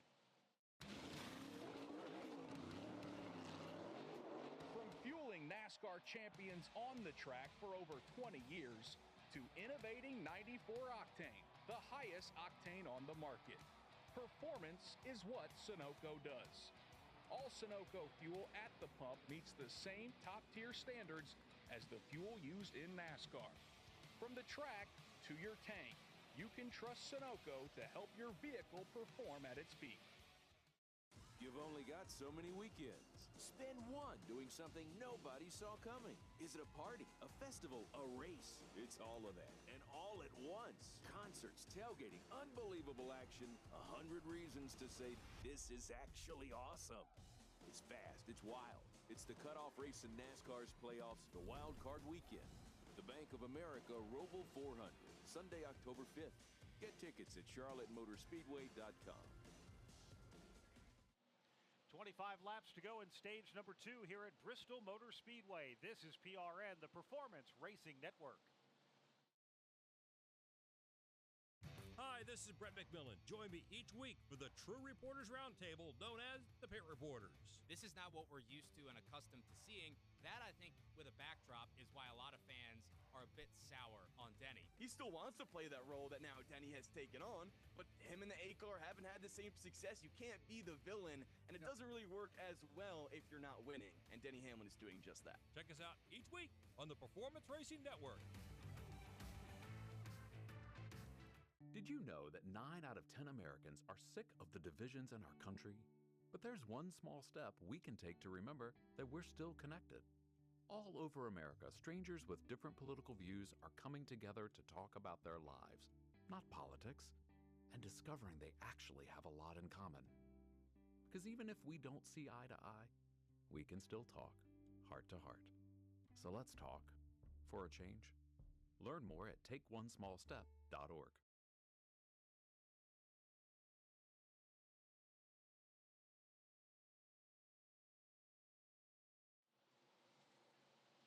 Back here at Bristol Motor Speedway alongside Mark Garrow and Ross Chastain. My name is Brad Gilley. Calling the play-by-play from the turns is Rob Albright. On pit road, we have Brett McMillan, Wendy Venturini, Doug Turnbull, and Andrew Curlin. Sweepstakes fans, start your entries. Visit echopark.com/speedway to enter for a chance to win a Toyota Tundra plus a brand new Thor camper.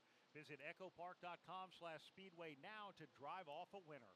So right now we have a thick black groove on the inside and now a big thick groove right up against the fence. Leader Sam Mayer goes down to turn 1 and 2, hangs on the bottom, goes to 3 and 4, goes up to the wall. So he's using both ends of the racetrack in a different way, Rob Albright. And that's exactly why Goodyear is always chasing tire compounds. This is what they want to see.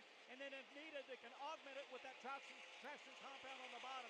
So just as we saw last night, 2 distinct lines. And if you're real brave, Ross Chastain, you might try that middle, yes or no? Well, okay, you caught me off guard there. No, I don't think so. I think you are committed, Rob. I think it's either right around the apron. On these Xfinity cars, you still have a splitter around the front, the bottom of the nose on the front end. You're dragging that splitter around the apron on the yellow line. If you're going to run the top, you want to hear the exhaust echo if you're brave enough. So far tonight, the highest guy I see, Dean Thompson, whipping that 26 around the top. It's fascinating. You have a big, wide racetrack. So one groove on the very bottom, one groove on the top, and nobody daring to even tiptoe in the middle. Well, they end up there when they miss the bottom. As a driver, when you overdrive the entry, you have to catch it. You can't get to the brake pedal because you're sliding. You end up in the middle. You go back to the top, and a lot of that is from when they ground the track. After they went to the progressive banking, then they went, we don't want, the SMI wanted, NASCAR, whoever back then, wanted the racing to go back to the bottom. They ground the track. They actually rewarded it even more. Question, Ross, as we were watching you qualify 13th for tomorrow's Bass Pro Shops night race, an observation Mark and I had with the PJ1 on the bottom of the racetrack, just that thin strip where you can put your left side tires there. Can you see the transition from the banking to the apron? It's tough. The yellow line is covered by the spray when they spray it. I've watched them spray the racetrack before. It's not really scientific. There's some sort of a side-by-side involved and a small lawn trailer and a little gas pump, and they're trying to get it started, and there's a guy riding on the trailer, but it gets the job done, and it does overlap. They do spray onto the apron just a little bit. Ryan Sieg coming in unscheduled. Brett McMillan, what can you tell us about the number 39? Well, he believed he had a tire going down, so they've changed all 4 tires. They're going to go now back and take a look at them and see if they can figure out which one it was and what the problem was with it. Sieg is having a tough time coming up to speed. He finally has done that. So again, Sam Mayer is leading this event, but Connor Zilisch is there.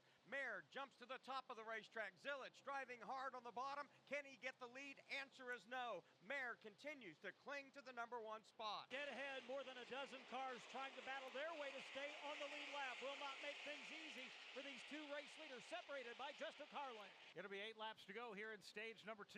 Sam Mayer's got a nice run on the bottom, but a lot of lap traffic in front of him as Connor Zilisch is chasing him down. If you're Anthony Alfredo's spotter, you're telling him right now, get around somebody because you're next up to get lapped. You got to hang on for another 8 laps. You've got 11 cars dead ahead of the leaders. They're trying to navigate that out of turn number 4. 7 laps left in stage number 2. Well, let's see who does this better. Is it the more experienced Sam Mayer or the phenom, young Connor Zilisch, as they start to fight their way through lap traffic? And Alfredo still dead ahead. Alfredo at the bottom, but that doesn't really matter. More lap traffic in front of Sam Mayer. He's got Jeffrey Earnhardt on the top, Anthony Alfredo on the bottom. Matt DiBenedetto is in that mix as well. He'll put a lap car yet another lap down. Also right in front, Parker Retzlaff. As they work their way in turn 4, both cars up on the top of the racetrack trying to ride the rim around these slower cars. They're down to the stripe. 5 to go in stage 2. At the moment, Connor Zilisch appears to be content to just let Mayer be the lineman opening the holes. He's going to be the running back and just follow for the time being. As they head into turn number 3, Sam Mayer again follows in the tire tracks of Jeffrey Earnhardt. That's a lap car. Now Sam Mayer goes around Austin Green, chased by Connor Zilisch. They're pulling away from third running Justin Allgaier, even while battling this traffic. They go to the outside of Austin Green. Now they look ahead. Jeffrey Earnhardt, the next car they'll come up on as they come back across the stripe. 3 to go. Zilisch right there on the back bumper of Sam Mayer. Can Parker Retzlaff and Jeffrey Earnhardt manage to stay ahead of this onrush behind them for 1 more mile? Parker Retzlaff is the last car on the lead lap right now. Connor Zilisch now drives to the inside of Sam Mayer. We've got 2 to go in stage number 2. Mayer hangs on to the race lead. He'll climb the banking all the way to the bottom. Left side tires against the yellow line. He got to the inside of Mayer, but Mayer pulls down the block. Mayer was trapped in the middle with Jeffrey Earnhardt on the outside. He fends off Zilisch 1 more time with 1 lap to go in stage number 2. Looks like the reprieve will be for Parker Retzlaff as he's staying up on the top of the racetrack, about 3 car lengths ahead of the race leaders. Here comes Zilisch to the top.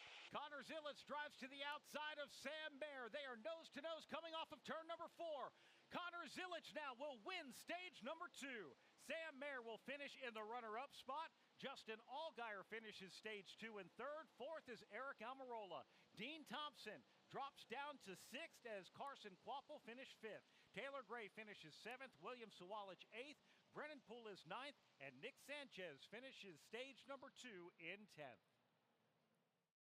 Look, yo, how do you feel today? Maybe you're a little hungover again? Feeling a little embarrassed about a few things? Listen, why haven't you called yet to get help? Man, aren't you tired of feeling this way? So listen, whatever your party drug of choice is, there are ways to get clean and sober, especially if it's messing with your life. Hey man, we all have choices. You can make a choice right here, right now, today, to call the number I'm about to give you and start a brand new life without drugs or booze. I know it's hard to think about this, but imagine how great your life could be. And all it takes is one simple phone call. I've got a team of people standing by ready to check your insurance and let you know what it takes to get clean and sober. Okay, so get ready to save this number because here it comes.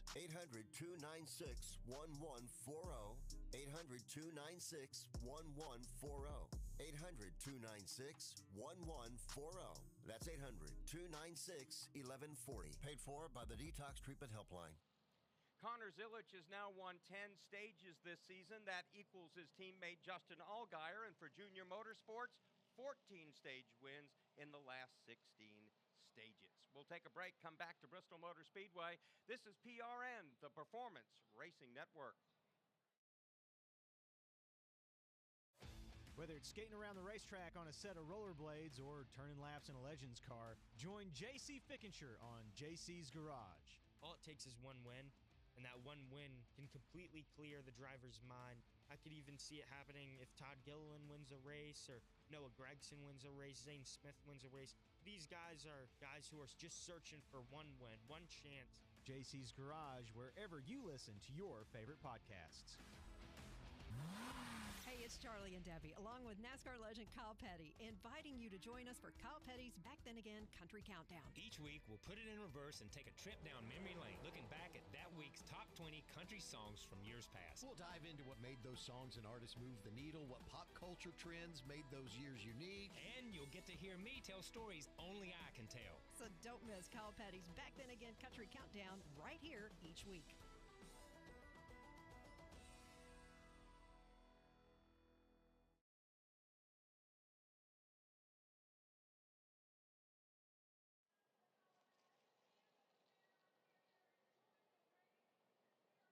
Welcome back to Charlotte Motor Speedway. Pit road is still closed at the end of stage number 2, where Connor Zilic was able to pass Sam Mayer right at the end. Lap traffic having a big thing to do with that, Ross. And I don't know how you know where to go when they're lined up side by side, the lap traffic in front of the leader.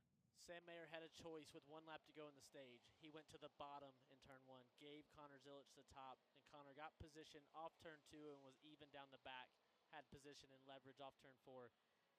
As a driver, you make that decision. Sam Mayer made the decision. Now he gets to live with it. At this point, Connor Zilic, 19 points. Justin Allgaier, 18. Sam Mayer, 16 points. The fat get fatter. The top three guys coming in the playoff have scored all of the points here early on. They have, and you look at that, and it's great for them. It makes it even worse for Sammy Smith being out of the race and already behind. And something not involving points at all, the 39 of Ryan Sieg, having to pit, going 2 laps down, heartbreak. Best run I've seen him run in a while, running fourth, just staying out. Like, he was not even in the conversation because he was close enough to the leaders he could see them the whole time. He was ahead of all the craziness in the pack, and then a loose wheel on the car deep into the run. It's been that kind of season for Ryan Sieg. He's had some outstanding runs and some even maybe better runs developing, and he's just had horrible luck. Yeah, and to go that far into the stage, you just wonder how could that happen? But clearly he felt something. Clearly they were able to catch it before the wheel broke or whatever was happening. So he's 2 laps down. He'll take the wave around here, get 1 lap back. He has some laps on his tires, but not too many, I don't think. He needs another caution to get him back on sequence so he can go fight for the free pass. He gets to -1. He is clearly faster than everybody else -1 lap down. So he has a chance to chase them down and then hope for an opportune yellow flag. And I've been those guys. You go a lap down barely. Matt DiBenedetto comes to mind. Leland Honeyman, Josh Williams. And you're thinking, all right, I know who I need to race. And they say, the 39's also a lap down. You're going, no, I don't want to race him. That's funny. Tonight's broadcast brought to you in part by Progressive Insurance. Progressive makes bundling easy and affordable. Get a multi-policy discount by combining your motorcycle, RV, boat, ATV, and more. All your protection in one place. Bundle and save at Progressive.com. Real quick, Ross, pit road is open. Is your Moose Fraternity crew jumping over the wall for someone tonight? Do you know? I don't believe so, but pits are open. I'll find out. All right, there we go. Well, let's go down to Andrew Curlin, who will kick things off at the turn 2 entrance of pit road. Yeah, as Ross Chastain pointed out, Dean Thompson is ripping the top and likes it. They were hesitant to make a change, so Dean Thompson just said, leave it. Further back in the field, Harrison Burton making a strong charge to the front. He was tighter as it went on. Same with Brandon Jones, who finished 13th in the stage. Doug Turnbull. Leader Sam Mayer is in, very quiet on his radio about adjustments. He gets a tear off. It'll be a four-tire change there. He also questioned why he ran the bottom a little bit when he was holding off Connor Zilic. In front of him, Nick Sanchez says he needed air pressure adjustments to get over the bumps better and to help help the entry and the exit of that race car too, Wendy Venturini. Eric Almirola in the 4th place said he can't trust the back of the race car. If he gets close to the wall, it's going to be 4 tires and fuel for Eric. Justin Allgaier in the 3rd place position said he feels tight in the corner entry. They were making an air pressure adjustment and adding a piece of tape as well. Let's head over to Brett McMillan. Connor Zilic said that the car is very close. He wants to be able to turn later in the corner. A 13.7 stop for him. 4 tires, full tank of fuel, slight air pressure adjustment. Carson Kvapil also comes in. He said that the car was just a little bit loose and rough. He gets a 4-tire change and an air pressure adjustment as well. Connor Zilic, the first off the pit lane, followed by teammate Justin Allgaier, then Sam Mayer, and then it's Eric Almirola, Taylor Gray. William Sawalich was 6th off the pit lane. The rest of the top 10, Carson Kvapil, Brandon Jones, Sheldon Creed, and Christian Eckes, who I believe is using Ross Chastain's pit crew tonight. There we go. At least that was the rumor. There we go. All right, we will come back. The final stage of the Food City 300 right after this. We work hard to keep our cars looking great on the outside, but engine components need our attention too. That's where you can trust Z-Max Micro Lubricant to disperse carbon buildup in your engine and fuel system. To keep your car or truck running at its peak. By soaking into the metal of your engine, Z-Max Micro Lubricant improves performance, extends engine life, and reduces emissions. Trust the many customers who've said, "Thanks for saving my engine." Find out more at zmax.com or follow us on Facebook and Twitter. At Progressive, we understand the bond you have with your boat. It's why people name theirs. I named my boat Sure Don't. Get it?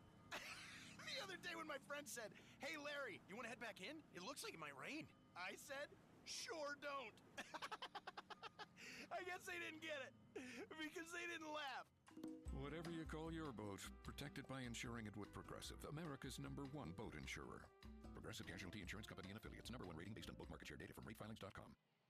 Final stage of the Food City 300 coming up right after this from Bristol Motor Speedway. This is PRN, the Performance Racing Network.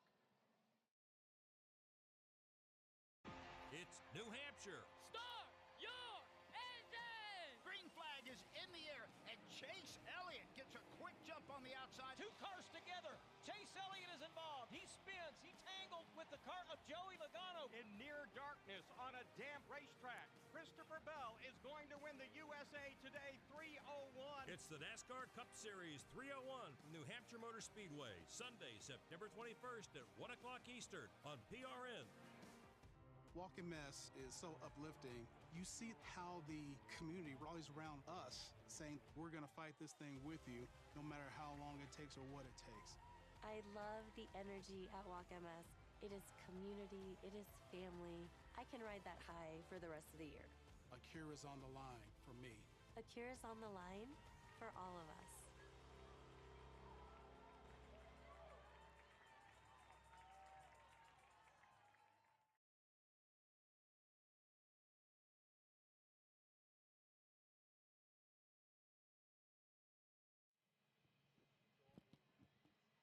Carson Kvapil's had a fast car here tonight at Bristol, but he is going to head into stage number 3, starting from the back. What happened, Brett McMillan? Well, Brad, the left rear, they did not get it tight, so they came back in and tightened up the lug nuts. Better do it now than to have it happen while they're under green. All right, well, let's give you a leaderboard update before we restart here. This is brought to you by Hunt Brothers Pizza, where we love racing and we love pizza. Find your next pizza at huntbrotherspizza.com or download the Hunt Brothers Pizza app. Connor Zilic out front. There's a shocker. Justin Allgaier in the 2nd spot. 3rd, Sam Mayer. Eric Almirola 4th. Taylor Gray 5th. 6th, William Sawalich. Brandon Jones 7th. 8th, Sheldon Creed. Christian Eckes 9th. And 10th is Nick Sanchez. 11th, Dean Thompson. 12th, Brennan Poole. 13th, Jesse Love. 14th, Harrison Burton after pitting off sequence of the leaders. 15th, Austin Hill. 16th, Daniel Dye. 17th, Jeb Burton. 18th, Brendan Queen. 19th, Parker Retzlaff. And 20th, Jeremy Clements. Carson Kvapil 21st, but he's going to have to drop to the back. 22nd, Anthony Alfredo. Kyle Sieg 23rd. 24th, Matt DiBenedetto. Leland Honeyman 25th. 26th is Corey Day. Jeffrey Earnhardt is 27th. 28th, Josh Williams. 29th, Ryan Sieg. Josh Bilicki runs 30th. Then 31st, it is going to be Joey Gase, Logan Bearden 32nd, Austin Green 33rd, 34th, Carson Ware. And then 35th, Blaine Perkins, Stephen Parsons, 36th, 37th, Sammy Smith, Ryan Ellison, 38th. We are going to restart stage number 3 into the Echo Park Automotive restart zone. Every car, happy owner. Rob Albright about to hit the final stage. You know, on the previous restart, it was Mayer that used the inside lane to take the lead away from Zilich, but Connor is supremely confident. He'll restart the race on the outside once again with his teammate Allgaier right behind. The inside lane is Sam Mayer, followed by the 19 of Eric Almirola. So here we go. Jason Brownlow takes the pace car to pit lane. Andy Ashbeck throws the green flag, and guess what?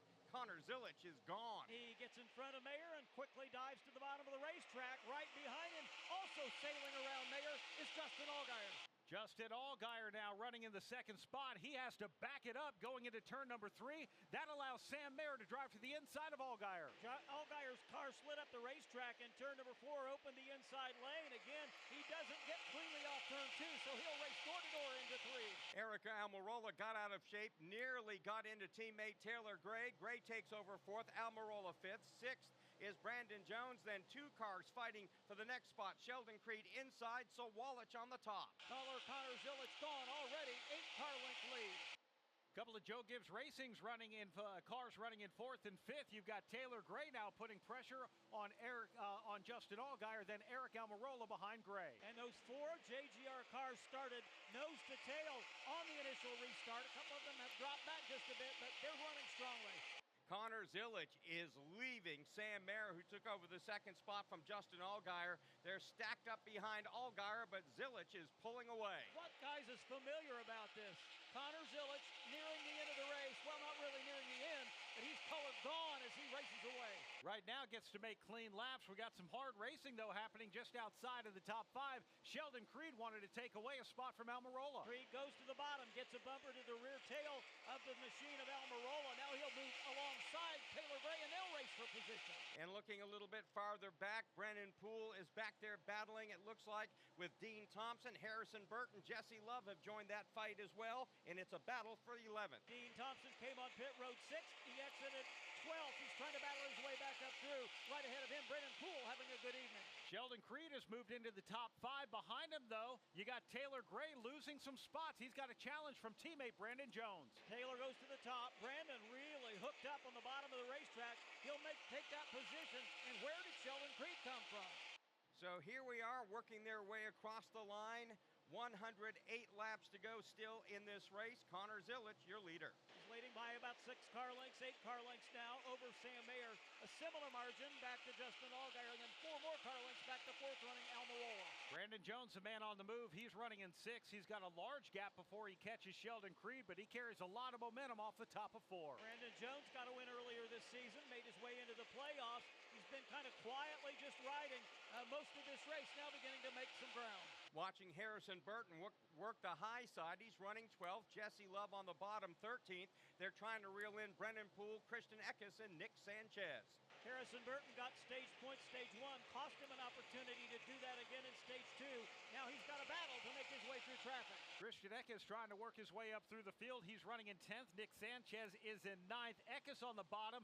Sanchez on the top gets a big power move off the top of 4. These top 10 cars find themselves a full straightaway back of race leader Connor Zilich as Sanchez exits turn 2 and heads to 3.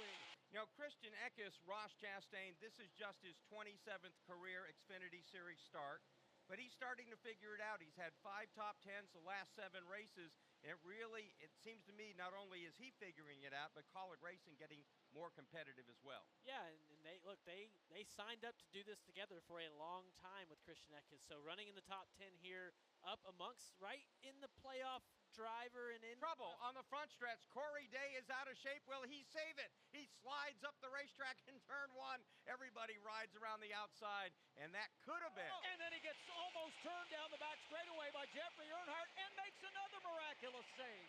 Corey Day just drove right up in front of Jeffrey Earnhardt. Not clear at all, Ross Chastain, but miraculously, Corey Day continues around this track. I think he was still catching his breath from that slide off turn 4. Did he run the paint through the Bass Pro Shops logo down off the concrete? And then, yes, pulling up and making contact with Jeffrey Earnhardt off turn 2. Want to finish your thought on Mr. Eckes? I lost it, and now it's coming back to me. But, yes, the 16 is racing with the 48 car. 2 cars on the RCR campus. Remember, guys, when you cross the train tracks in Welcome, it's a NASCAR playland out there of teams and shops and big machine racing with the 48 in the playoffs, the 16 of college racing not in the playoffs with Christian Eckes and Nick Sanchez both racing inside the top 10 here. This is why Christian Eckes went to college racing, leaving Bill McAnally Hilgeman Racing, was to fight for the playoffs and try to win races, and he's stepping towards that, like you said. I live 4 miles from the campus, right? And every time I'm kind of jonesing to get a little bit of during the week racing, you just wander from shop to shop and team to team down there in Welcome. They're not going to put out like a do not let him cross the track? Not so far. Okay. But they may. That sign is in a closet over there. Third place has backed up to Eric Almirola. Justin Allgaier might lose a spot here, Rob. Well, another round of pit stops, still unable to get the handle back that he had in stage 1. He loses one spot to Almirola, and he's in jeopardy of losing another one to Sheldon Creed. Slid way up the racetrack. Almirola took advantage of it. Sheldon Creed trying to reel him in, and Brandon Jones now has picked up the pace, trying to reel in Creed. Sheldon Creed goes to the top of the racetrack, trying to get around Justin Allgaier. Allgaier slides up in front of him. Jones just a couple of car lengths back.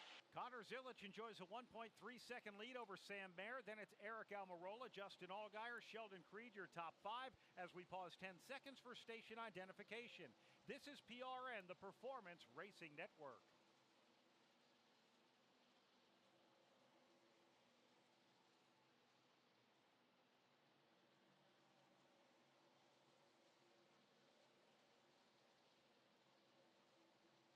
Eric Almirola was able to get around Justin Allgaier, move Allgaier down to the 4th spot. Sheldon Creed is chasing him. We have 94 laps to go in the Food City 500 here at Bristol Motor Speedway. This is a Camry. This is a Camry on NASCAR. This is a Camry on NASCAR with Ty Gibbs behind the wheel. Now you're up to speed. You in? Follow the action at tgrna.com. Toyota, let's go places. NASCAR is a registered trademark of the National Association for Stock Car Auto Racing, LLC.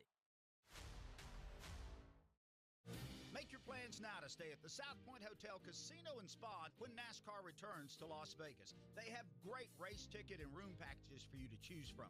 The South Point also features a wide variety of excellent dining options at 11 different restaurants. Or you can enjoy the 16-screen movie complex and visit the 64-lane bowling center. Visit SouthPointCasino.com and make your reservations today. Stay where the racers stay at the South Point Hotel Casino and Spa.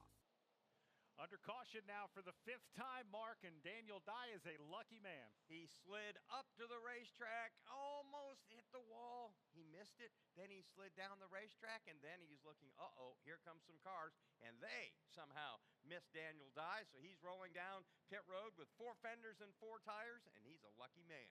Pretty miraculous for that. We will come back. We'll see if pit road gets busy here as we have 89 laps to go of the Food City 300 from Bristol Motor Speedway. This is PRN, the Performance Racing Network.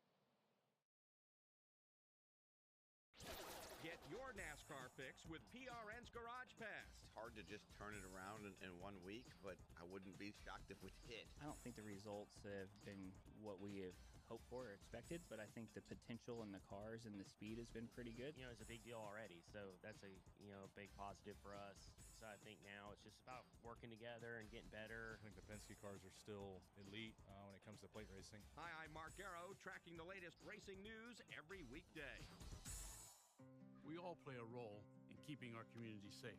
Every day, we move in and out of each other's busy lives. It's easy to take for granted all the little moments that make up our everyday. Some are good, others not so much. But that's life. It's when something doesn't seem quite right that it's time to pay attention. Because only you know what's not supposed to be in your everyday. So protect your everyday. If you see something suspicious, say something to local authorities.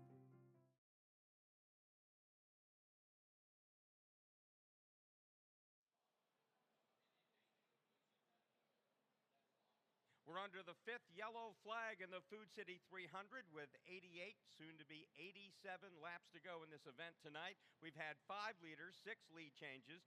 Justin Allgaier has led twice for 95 laps. Sam Mayer has led 68. Connor Zilic, who's out front, he's led twice for 44 laps and counting. Harrison Burton led 4 laps. Jesse Love has led 1. All right, so this is kind of interesting. Ross, you just pointed out during the commercial break, and I want to let them cycle across the start-finish line. Ryan Sieg had a fast car running in the top 4, top 5. Had a loose wheel, had to come to pit road unscheduled, lost 2 laps. He gained one of those back. Now he's sitting 1 lap down with a pretty good opportunity on this next restart to put himself in a position to gain that back. His brother gets the free pass this time. He's going to be eligible to go race for it next time. All right, pit road is open. Let's go to Andrew Curlin and find out what's happening. Yeah, a lot of my guys stayed out. Brandon Jones complaining that he's tight, and the only lane that he can run is the top side. So right now they elected to stay out. But as this race goes on, if there's an opportunity, they did remind him we do have a set remaining. So, Doug Turnbull, did anyone come in on your end? As certainly Austin Hill pitted from about the 18th spot. He told crew chief Chad Haney just throw anything at that race car. Multiple chassis adjustments, air pressure adjustment. He's down and away. Jeremy Clements came in for no tires. He is saving a set of tires because he thinks it's going to get stupid later. Maybe so, Wendy Venturini. Taylor Gray decides to come down pit road for 4 tires. He was a little bit too loose. Also, our pole sitter, Justin Allgaier, decided to come down pit road and take advantage of this caution. He said he lost downforce since the start of this race. It was a little bit better on entry, but they came down pit road for 4 tires and Sunoco fuel. Brett McMillan. Jeb Burton came in. His car was way too loose. They put 4 new tires on and topped him off with Sunoco fuel, sent him back out. Thank you very much, Andrew. Doug Turnbull, Wendy Venturini, and Brett McMillan as they cycle their way back around. We're going to give you a leaderboard update here in the Food City 300. 85 laps to go now here in this race, and now it's where it really starts to get interesting. It does, and guys, I know that our pole sitter, Justin Allgaier, has slid back slowly, like almost painfully, as each car in the top 5 pushed him back from the lead to 5th. So he pitted. Jim Pullman and him, champions of this league. But, man, as he rolls around now, there are a lot of cars that stayed out, a lot of cars that he's going to have to pass. Less than 100 laps to go, 85 as we cycle behind the pace car right here under caution. 5th place doesn't seem so bad to me now, looking at how many cars stayed out behind him. So Allgaier will restart at this point, it looks like, in 16th. So Zilic, your leader. Sam Mayer is 2nd. Eric Almirola 3rd. Sheldon Creed 4th. Brandon Jones 5th. William Sawalich 6th. 7th, Nick Sanchez. Christian Eckes 8th, 9th Brennan Poole, and Harrison Burton has worked his way back to 10th. Jesse Love is currently running in the 11th spot. 12th is Dean Thompson. Parker Retzloff is 13th. 14th is Carson Quapple. Jeremy Clements 15th. 16th, Justin Allgaier. Remember, they came into pit.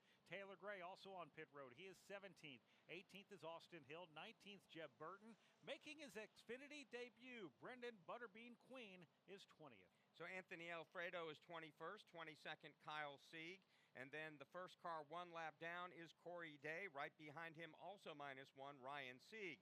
Leland Honeyman 25th, 26th Daniel Dye, 27th Matt DiBenedetto, Jeffrey Earnhardt 28th, Josh Williams 29th. He's the last car -1, -2 and 30th Joey Gase. Josh Palicki -3 and 31st. 32nd is Logan Bearden. Austin Green is 33rd. Carson Ware 34th, -10 laps. Blaine Perkins in 35th. Stephen Parsons is out. He'll finish 36th. Sammy Smith will finish 37th. Ryan Ellis will finish 38th. That leaderboard update brought to you by State Water Heaters. When you need a water heater, make sure you get a State. Visit statewaterheaters.com to find a professional installer near you. So again, after this 5th yellow flag, we're about to get back into the Echo Park Automotive Restart Zone. Echo stands for every car, happy owner at Echo Park Automotive. Connor Zilic is going to restart from the top. Eric Almirola sees the pace car right in front of him as he'll restart on the bottom. We've got 83 laps to go here in the Food City 300. This is the opening race of the NASCAR Xfinity Series playoffs, and Connor Zilic, well, he's continuing to do what he's done since having to miss that race at Texas due to an injury. Mark, let's see what he does on this restart. Well, he hasn't been able to be beat in about a month, so we'll see what happens here. Here is Zilic into the Echo Park Automotive Restart Zone. Green flag is out. He and Sam Mayer get away from Eric Almirola. Almirola again, tire spin, trying to get to the gas on the escape. Now he's side by side with Mayer. Zilic begins to pedal away. Connor Zilic just jumped way out in front. Eric Almirola on the inside. He'll try and take away second. Sam Mayer gets loose off turn 4. He's going to lose third. And he got loose off the right front quarter panel. Sorry about that. Of Jones. Jones now into the third position, chasing his teammate Almirola. So Sam Mayer, Sheldon Creed, 4 teammates fight it out of turn number 4, door to door. Right behind them, Nick Sanchez. We have not seen Brandon Jones in the top 3 all night long. He's there now. Here comes Sheldon Creed fighting door to door with Sam Mayer, who does not get a good restart this time. Taking him the better part of 2 stages to move into the top 5. Sheldon Creed now fighting for 4th with Sam Mayer to his outside. Looking back, Justin Allgaier, no progress because it's side-by-side racing dead ahead. Zilic already with about a 6-car length advantage over Eric Almirola. Now as they work in turn number 4, Sawalich driving hard to the inside of Sanchez. This is a fight for 7th place as they move back to turn number 1. A couple of the rookies in the Xfinity Series that we had such promise for. Zilic has kind of taken the thunder away from all of them as he continues to lead this race. Harrison Burton might be the man on the move. He is running 9th right now, taking the outside. He wants to try and drive around William Sawalich, and he'll try and cross him over. He'll go back to the outside and 1. Best qualifying effort of the season, and he's having a very credible race here tonight on the back bumper of the William Sawalich. So as they work their way out of the corner, it is Zilic still holding on to the lead. And again, the top spot, or the top hot spot rather, is Harrison Burton. He's fighting with Sawalich and Sanchez. Sawalich runs in the 8th position. Here comes Burton. He used the top lane. Strong run down the backstretch, but not enough room to attempt a pass. Everyone goes up to the top. Right behind him, Jesse Love picks the bottom. He wants to pick off Brennan Poole. Almost gets into his left rear quarter panel. Jesse Love, a disappointing factor here tonight. A non-factor, I should say. Qualified outside the top 10 and has run there much of the night, trying to move his way forward. So Sanchez now to the back bumper of teammate Christian Eckes right behind him from the outside. Sawalich fights off Harrison Burton. Good battle for position. Burton now settles back a couple of car lengths, still liking that top lane, and Sawalich preferring the bottom. Up in front of them, you've got Nick Sanchez. He's caught the rear bumper of Christian Eckes. He's been trying to find a line to get around him. As he works on that battle, we've got a closing situation up front. Eric Almirola finally has that car really on the roll. He's now within about 3 car lengths of leader Zilic. As they work their way out of the corner across the stripe, the gap between the lead machines is just 0.4 of a second. 5 cars now separated themselves. Zilic, then Almirola, Brandon Jones, Sheldon Creed, and Sam Mayer. All of this happening with now 71 laps to go as Eric Almirola continues to loom larger in the rear view of Zilic. Brandon Jones losing just a bit of ground on this last lap. He went from 2 car lengths back of Almirola as Almirola closed on Zilic. Brandon falling back a bit. We've got a dogfight for 10th. Brennan Poole has it also right there. Carson Quapple, Jesse Love. We also have Dean Thompson, Justin Allgaier, Taylor Gray.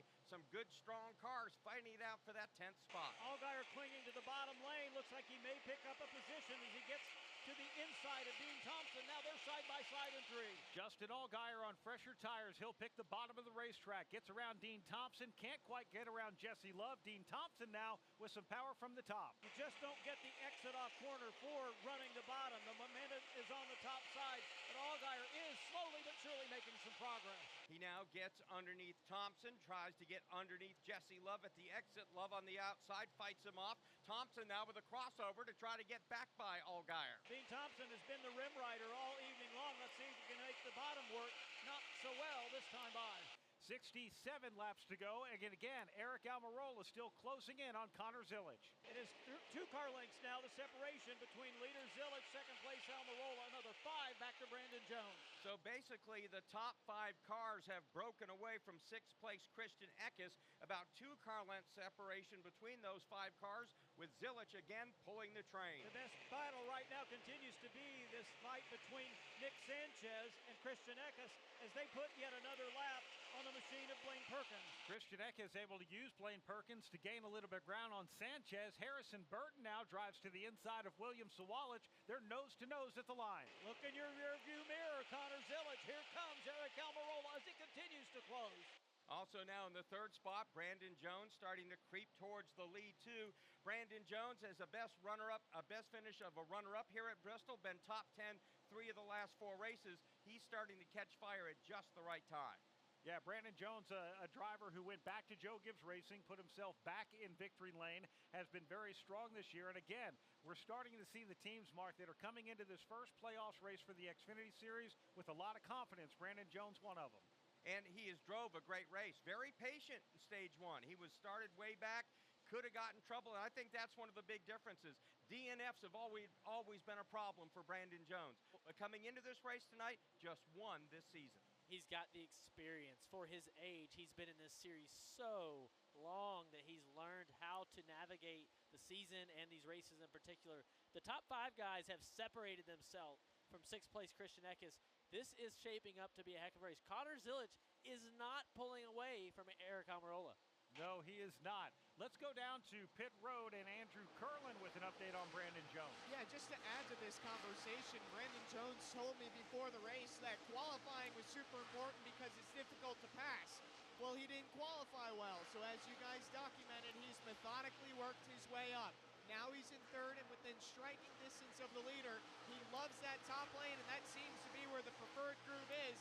Take a look and keep an eye on Brandon Jones in that number 20 car. Also keep an eye on Harrison Burton. He swings in front of William Sawalich, so now move him up to the 9th spot. Talking about drive your guts out, Harrison Burton's doing that tonight. He is. After taking those stage points and that risk, he's been the better of him and Jesse Love of navigating his way back through the field. For Connor Zilisch now starting to catch a little traffic. He is now past Austin Green, put him another lap down. He's got Logan Bearden right in front of him. And Mark, once he gets around Logan Bearden, that's when he's about to start to get into a busy zone. Eric Almirola has a lot of experience here in this series. Connor Zilisch, still a rookie. Eric Almirola knows how to trap you in the slow lane, so you better be careful. I mean, as they work around this track now, the high side on the plus side for these guys really working. Lap traffic seems to want to stay down low, and the rim of this racetrack now really coming in. Yeah, you know, guys, other things, a race within the race. Ryan Sieg is in the free pass position with Corey Day, fresher tires, not able to get by him, fighting for that free pass if the caution were to come out. But like you said, we're going to start lapping guys that are already laps down, and eventually our leaders will get back or get to the tail end of the lead lap cars. Watching that battle for 6, still very hot and heavy. Christian Eckes has the spot. His teammate Nick Sanchez right behind him. Carson Quapple's there. Here comes Harrison Burton. It was 2 cars, now it's 3, about to become 4. Back up front, let's mention the fact that Joe Gibbs Racing has only 2 victories in the entire 25 campaign, and they were at the hands of Eric Almirola and Brandon Jones, the drivers running 2nd and 3rd. One of the drivers we talked about early in this race was Sam Mayer. He led 68 laps. He finished 4th in stage 1, finished runner-up in stage number 2, and Doug Turnbull can give us an update on the driver currently running in 5th. They restarted in 3rd, lost a couple of spots there on that restart here after the yellow flag earlier. Sam Mayer has been very quiet on his radio, very few complaints about the race car. He's been told by his spotter, be disciplined, wrap the bottom of the racetrack, and then he was told not to charge too hard. Quote, don't burn your stuff up in case they get a yellow. They don't want to use up all the good that's left of that race car.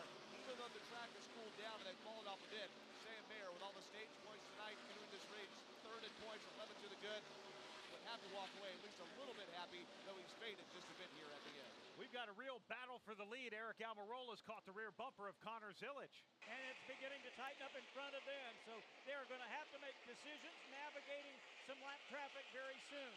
First up will be the machine of Josh Malicki, nose to tail, the leaders into turn 3.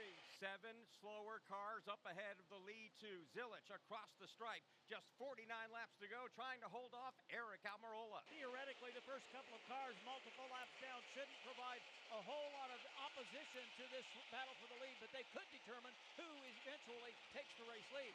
Lap traffic up in front of them are going to stay to the bottom. That will allow Connor Zilisch to pass through easy. We've got 48 laps to go as Connor Zilisch leads Eric Almirola, Brandon Jones, Sheldon Creed, and Sam Mayer, your top 5 here at Bristol Motor Speedway.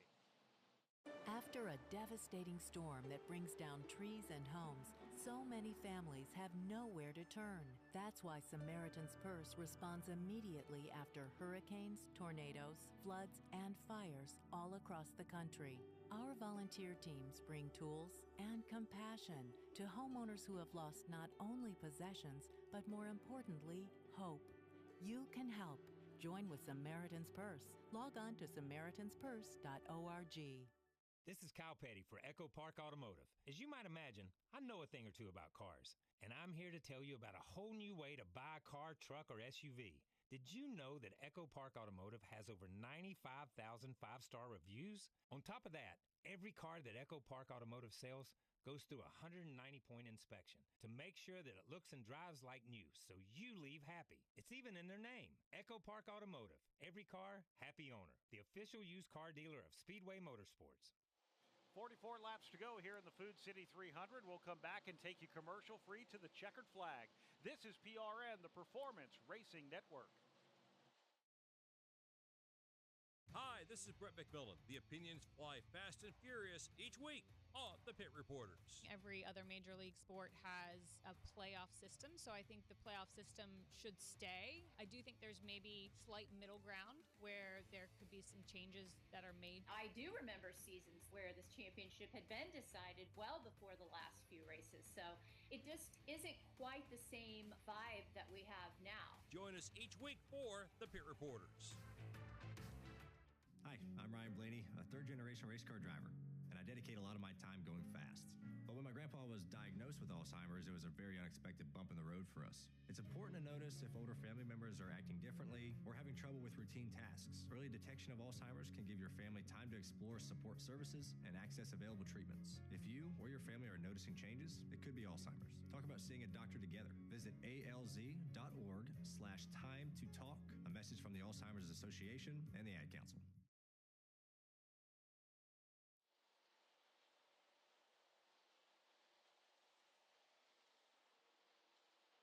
Welcome back to Bristol Motor Speedway. 39 laps to go in the Food City 300, and we will take you commercial-free to the checkered flag, brought to you by Toyota. For the latest Toyota Gazoo racing information, visit tgrna.com.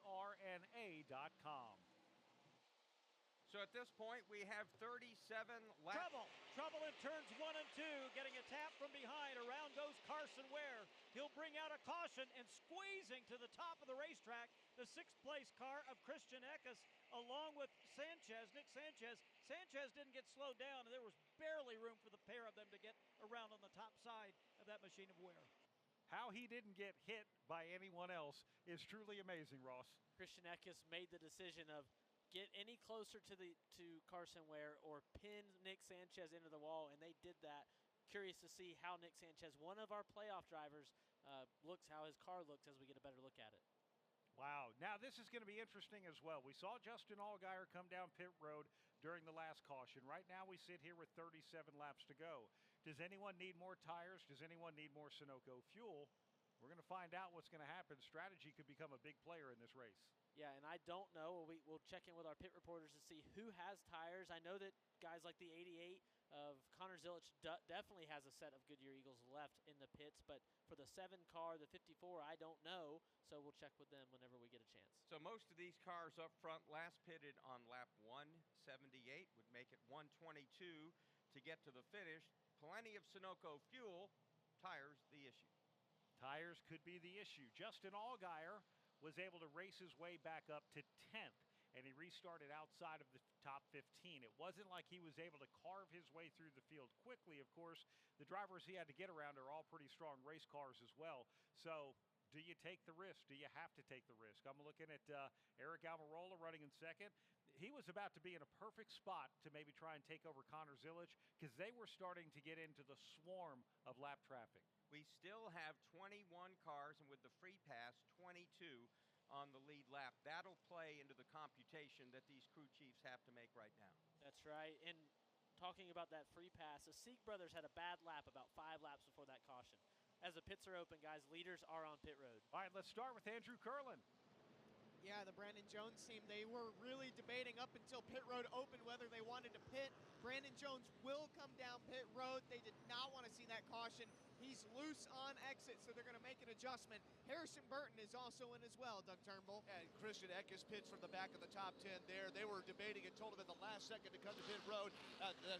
Sam Mayer in 5th stays out, but in front of me, Nick Sanchez is pitting for 4 tires and a big adjustment and a tear off there. He was running in the 8th spot, big chassis adjustment with that number 48 machine. Slow spot there as they're stuck on the right side of the car. They're going to lose some spots. Wendy Venturini. Sheldon Creed decides to come down pit road for 4 tires. They have stickers but a lot of guys do not. I'll tell you, Justin Allgaier was thinking about coming down pit road, but they had 21 lap tire scuffs sitting here to put back on the car. There's also fresh tires at the 19 for Eric Almirola, but they decided to stay out, Brett McMillan. Connor Zilic had stickers remaining. He's also lacking the lateral grip. So he came down, got 4 fresh tires and an air pressure adjustment. William Swalich also came in and got 4 fresh tires as well. So as they come off the pit lane, we'll have to see how these cars come off. It'll be Zilic, Brandon Jones, Sheldon Creed. We need to also mention Eric Almirola, the big fake. He was going on pit road at the last minute before he hit the commitment little orange thing there. He jumped back out onto the racetrack. So did Sam Mayer. Also staying out, Carson Kvapil, Justin Allgaier, and Taylor Gray.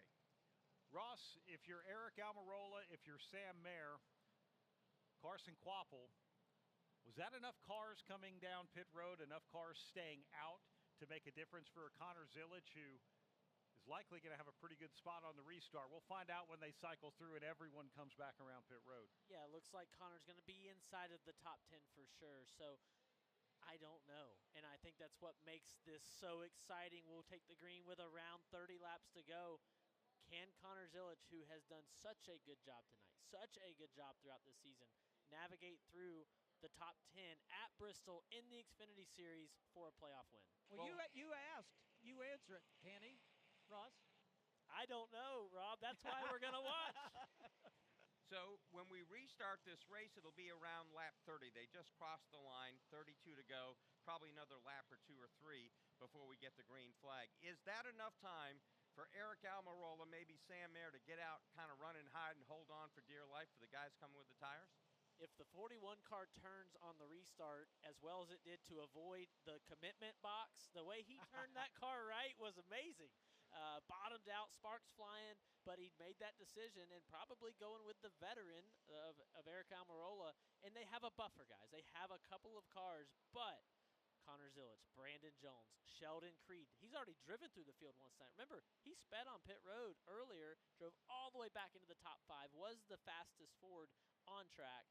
Now can they drive from around just inside of the top 10 for those first couple of cars? Can they do it?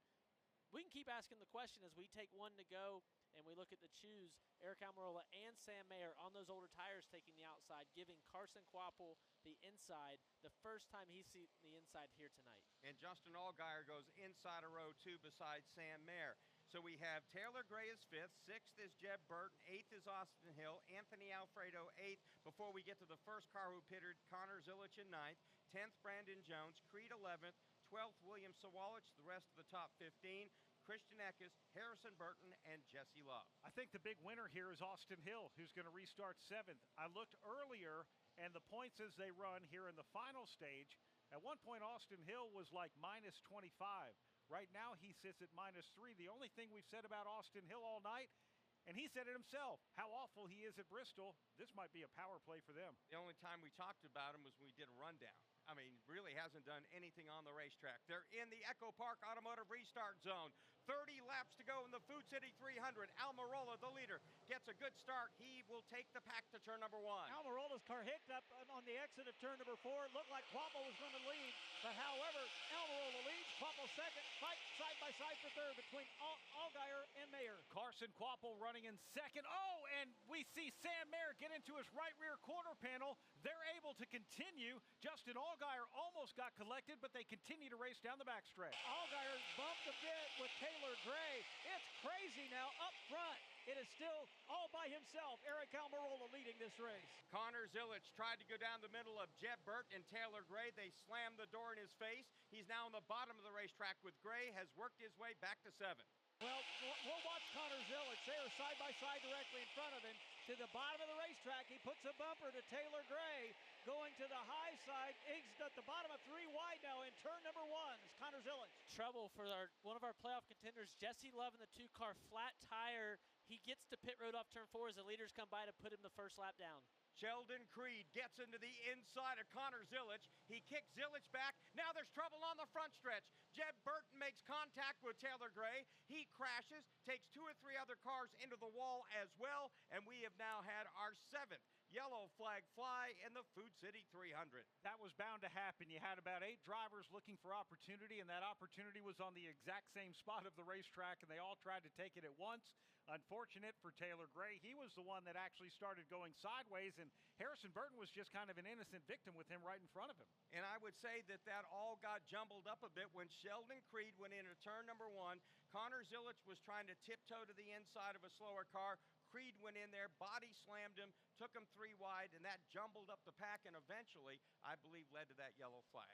There was a lot to unpack there. One of the worst cars that I saw hit the wall was Anthony Alfredo in that Dude Wipe Chevy. He actually plugged the fence really hard as they were spinning, and now under caution we see Jeremy Clements and Taylor Gray not agreeing with what all just happened. Oh, this is going to be some good stuff here. Let's go to Wendy Venturini on pit road, because preceding that, Jesse Love had an issue and was slow on the racetrack. Wendy, what happened when he came on pit road? Don't you love when everything happens at once at Bristol with 25 laps to go? Jesse Love had a flat right front tire, so they came down pit road, and just looking at it, it's all tore up here behind pit wall.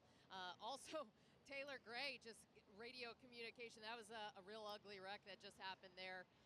Where I'm not quite sure on the damage on Taylor Gray. I can't see it from my vantage point, but I do see a very torn up tire off of Jesse Love's race car. Al, so Ross, you're going to love this. We have 24 laps to go in regulation here of the Food City 300. That's right. Looking at the cars that pitted last, remember Connor Zilic, Sheldon Creed. Creed has gotten all the way back to 5th with Zilic in 7th. Mark, what do you see? We see at the exit of turn 4, Harrison Burton driving to the inside with Taylor Gray. And, of course, the Connor Zilic machine left Jeb Burton with no room. They bounced him off the fence in turn 4. You see Burton squeezed into the fence. He comes into Taylor Gray. Gray starts the spin. Harrison Burton, hard on the binders, barely slips by to the inside to keep his hopes alive. But a very tough break right there. You had 3 wide coming out of the corner. I don't think Jeb Burton saw that it was going to be 3 wide. I think he thought he was 2 wide. Yeah, and I think he had a big moment off 4. I saw that 27 car wiggle. Really hard to see that car in general on the track for me tonight. But yes, looked like he checked up. 54 gets in his left rear, comes down into Harrison Burton. Bad set of corners for the Burton family there. Andrew Curlin, what update do you have for us? Yeah, it certainly was a bad set of corners for the Burtons. They were taking a look on the Harrison Burton camp of the front bumper, which is where he made the most contact. It took him a few pace laps to really get a good assessment of the damage, but they don't see anything that really concerns them. This is where the biggest things are going to happen, especially in a playoff situation where the stakes are high. You know, aggression is going to go up. But luckily for Harrison Burton, he didn't have a whole lot of damage on his front nose. Brett McMillan. Brett? Yeah, I've got Andrew Overstreet, the crew chief for Carson Quapple here, as he's sitting in second place right now. The guys decided to stay off. Right now it's paying off in second place, but you had a little damage there. How bad is it? It's not bad. We just got a little bit of marks on the side, but he's happy with the car, and it's good to have that Bass Pro Chevy up front. How happy were you to see all those other guys come in and pit? I mean, I was surprised they came in this late, but in the spring we ran the whole stage without having to pit, so this tire's been good to hold on, and it refires well, so hopefully we can finish it off here. Good luck rest of the way. Thank you, sir. That's Andrew Overstreet. He's the crew chief for Carson Quapple, sitting in second place right now. So Carson making his 36th career start, runner-up at Bristol earlier this year. Would this not make the playoff interesting if he would pull off a win tonight and punch his ticket to the next round? You go back to his debut in the Xfinity Series at Dover, another concrete track where he shined and was in contention for the win. Hasn't been the season they wanted. They're watching their teammates win races. Him and I are kind of similar. We're 2 junior motorsports drivers that haven't won this year. Everybody else is winning. I swear, everybody that drives the junior motorsports car is winning. I have that in common, and he has a chance to leave me as the lone soldier as the non-winner. Yes, he does. And you know what? For his benefit, and no offense, I hope that happens. He's a great young racer for sure. Him as well as his crew chief. I know Andrew well. We're kind of neighbors, close living there in the greater North Carolina area, rooting for him. All right, so let's get an update now from Wendy Venturini. Taylor Gray came down pit road. I assessed the damage on his race car. It was left rear fender, left rear bumper had some cosmetic damage. Couldn't really see the right side of the car, which faces you guys on the radio booth side. But they did take 4 tires. They just pulled out the fenders. Jason Radcliffe, the crew chief, even came down the pit box and assisted the team behind pit wall. But Taylor Gray seems like he's good enough to go with those 4 fresh tires. So Sheldon Creed in 5th, last pitted on lap 266. He has a major tire wear advantage over everybody in front of him, Almirola, Quapple, Mayer, and Allgaier. He also has Almirola, Mayer, Quapple, and Allgaier in front of him. Well, apparently he's using up racetracks and using up back bumpers. I think Sheldon Creed's on a mission right now. And I do want to go back. I did maybe put a little too much blame on Jeb checking up off of 4. I got another look at the replay. Contact with the right rear of Sheldon Creed that might have checked Jeb's car up.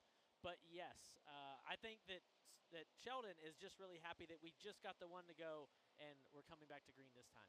Yes, we are. Rob, how are they lining up side by side? Well, Eric Almirola, to absolutely nobody's surprise, will choose the outside lane, leaving to his left in the bottom lane of this racetrack, Carson Quapple. Quapple has in his rearview mirror teammate Justin Allgaier. Behind the Toyota of Almirola is the Ford of Sam Mayer. So green cars lined up on the inside, Junior Motorsports on the bottom. All right, so we're going to head into the Echo Park Automotive restart zone. We restart this race with 18 laps to go. Eric Almirola, he is the control car on the outside. Eric Almirola gets the early jump. On the bottom, though, Junior Motorsports teammates Justin Allgaier pushing Carson Quapple. Allgaier gives Quapple some help. Carson trying to stay with Almirola, but Eric will clear him down the back straightaway. That leaves Quapple side by side with Sam Mayer. Allgaier behind him as they work their way out of the corner. Jeb Burton on the outside as Justin Allgaier closes in as well. Connor Zilic has taken a spot away from Sheldon Creed. They'll make it 3 wide, the 2 of them, with Justin Allgaier in the middle down the straightaway. Connor Zilic has to feel pretty lucky getting through that. He was 5th. Now he's racing for 4th. He drives to the inside of Jeb Burton. Jeb Burton gets loose at the start-finish line.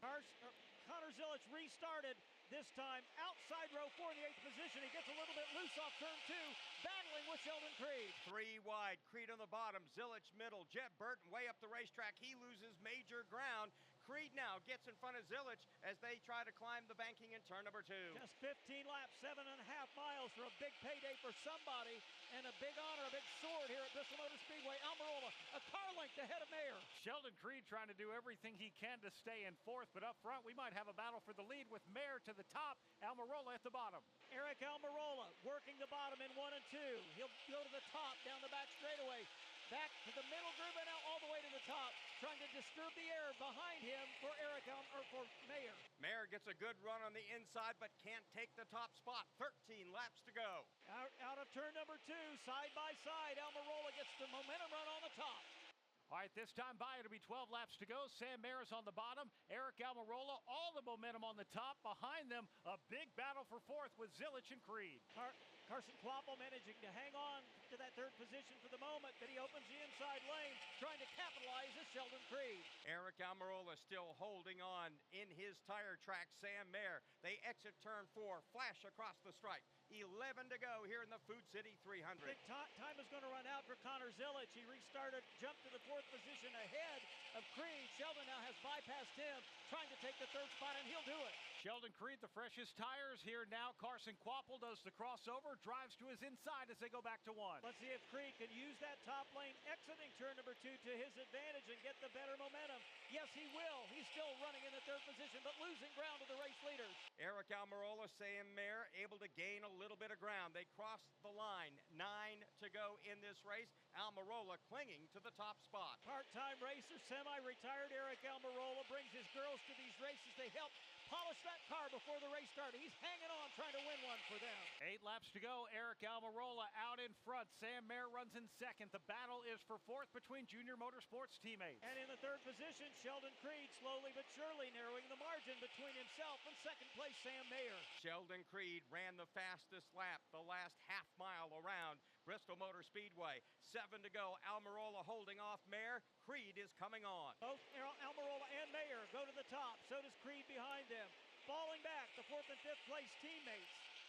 6 laps to go this time by. Sam Mayer's looking out of his windshield. He might want to check his rear view. Sheldon Creed on fresher tires has speed. Carson Kvapil, Connor Zilic now about 10 car lengths back, battling for the 4th spot. I think this trio up front, unless we have another caution, are going to settle it. They're slowly pulling away from 4th place Carson Kvapil. They come down out of the ranking in turn number 4, just 5 laps left. Eric Almirola, very, very smooth. He won't make a mistake if that's what Sam Mayer is hoping for. 2 lap cars in front. Will they get out of their way? The race leaders will know shortly. Lap traffic stays on the bottom. Eric Almirola, Sam Mayer now being chased even harder by Sheldon Creed. 4 laps to go at Bristol. Almirola has stretched his advantage over Mayer. I think we've seen the best of the Ford for Sam. He'll try to get a strong run off the corner. Almirola's advantage, 4 car lengths. Here's Sheldon Creed, looks inside of his teammate Sam Mayer. He needs to get by him in a hurry. 3 laps to go here in the Food City 300. Now just a mile of racing remaining. Creed gets to the back bumper of Mayer. Mayer's got to play defense just as much as he has offense trying to catch the race leader. It'll be 2 laps to go this time by. Almirola leads. Sheldon Creed looks to the bottom of Sam Mayer. Mayer cuts him off as they head back to 1. Eric Almirola may be a part-timer, but he's lost none of the skill. He's a talented racer. Side by side now behind him, the battle for second. Clear racetrack for the lead machines. Eric Almirola out of turn 4. He takes the white flag. 1 lap left here at Bristol Motor Speedway. It's all Eric Almirola as he's 4 car lengths ahead of this side-by-side fight for second. Eric Almirola leads here at Bristol Motor Speedway. The final 2 corners. Sheldon Creed makes a big dive bomb move to the inside. He's not able to get into Eric Almirola. Eric Almirola will win the Food City 300. Sheldon Creed comes home as runner-up finisher. Then Sam Mayer finishes 3rd. Carson Kvapil 4th. Connor Zilic rounds out the top 5. For Eric Almirola, his 2nd win in 2025. For Joe Gibbs, gets a 3rd victory for Toyota in its Xfinity Series win number 9 for Mr. Almirola. We'll take a break, come back to the winner and the rest of the top 5 finishers here in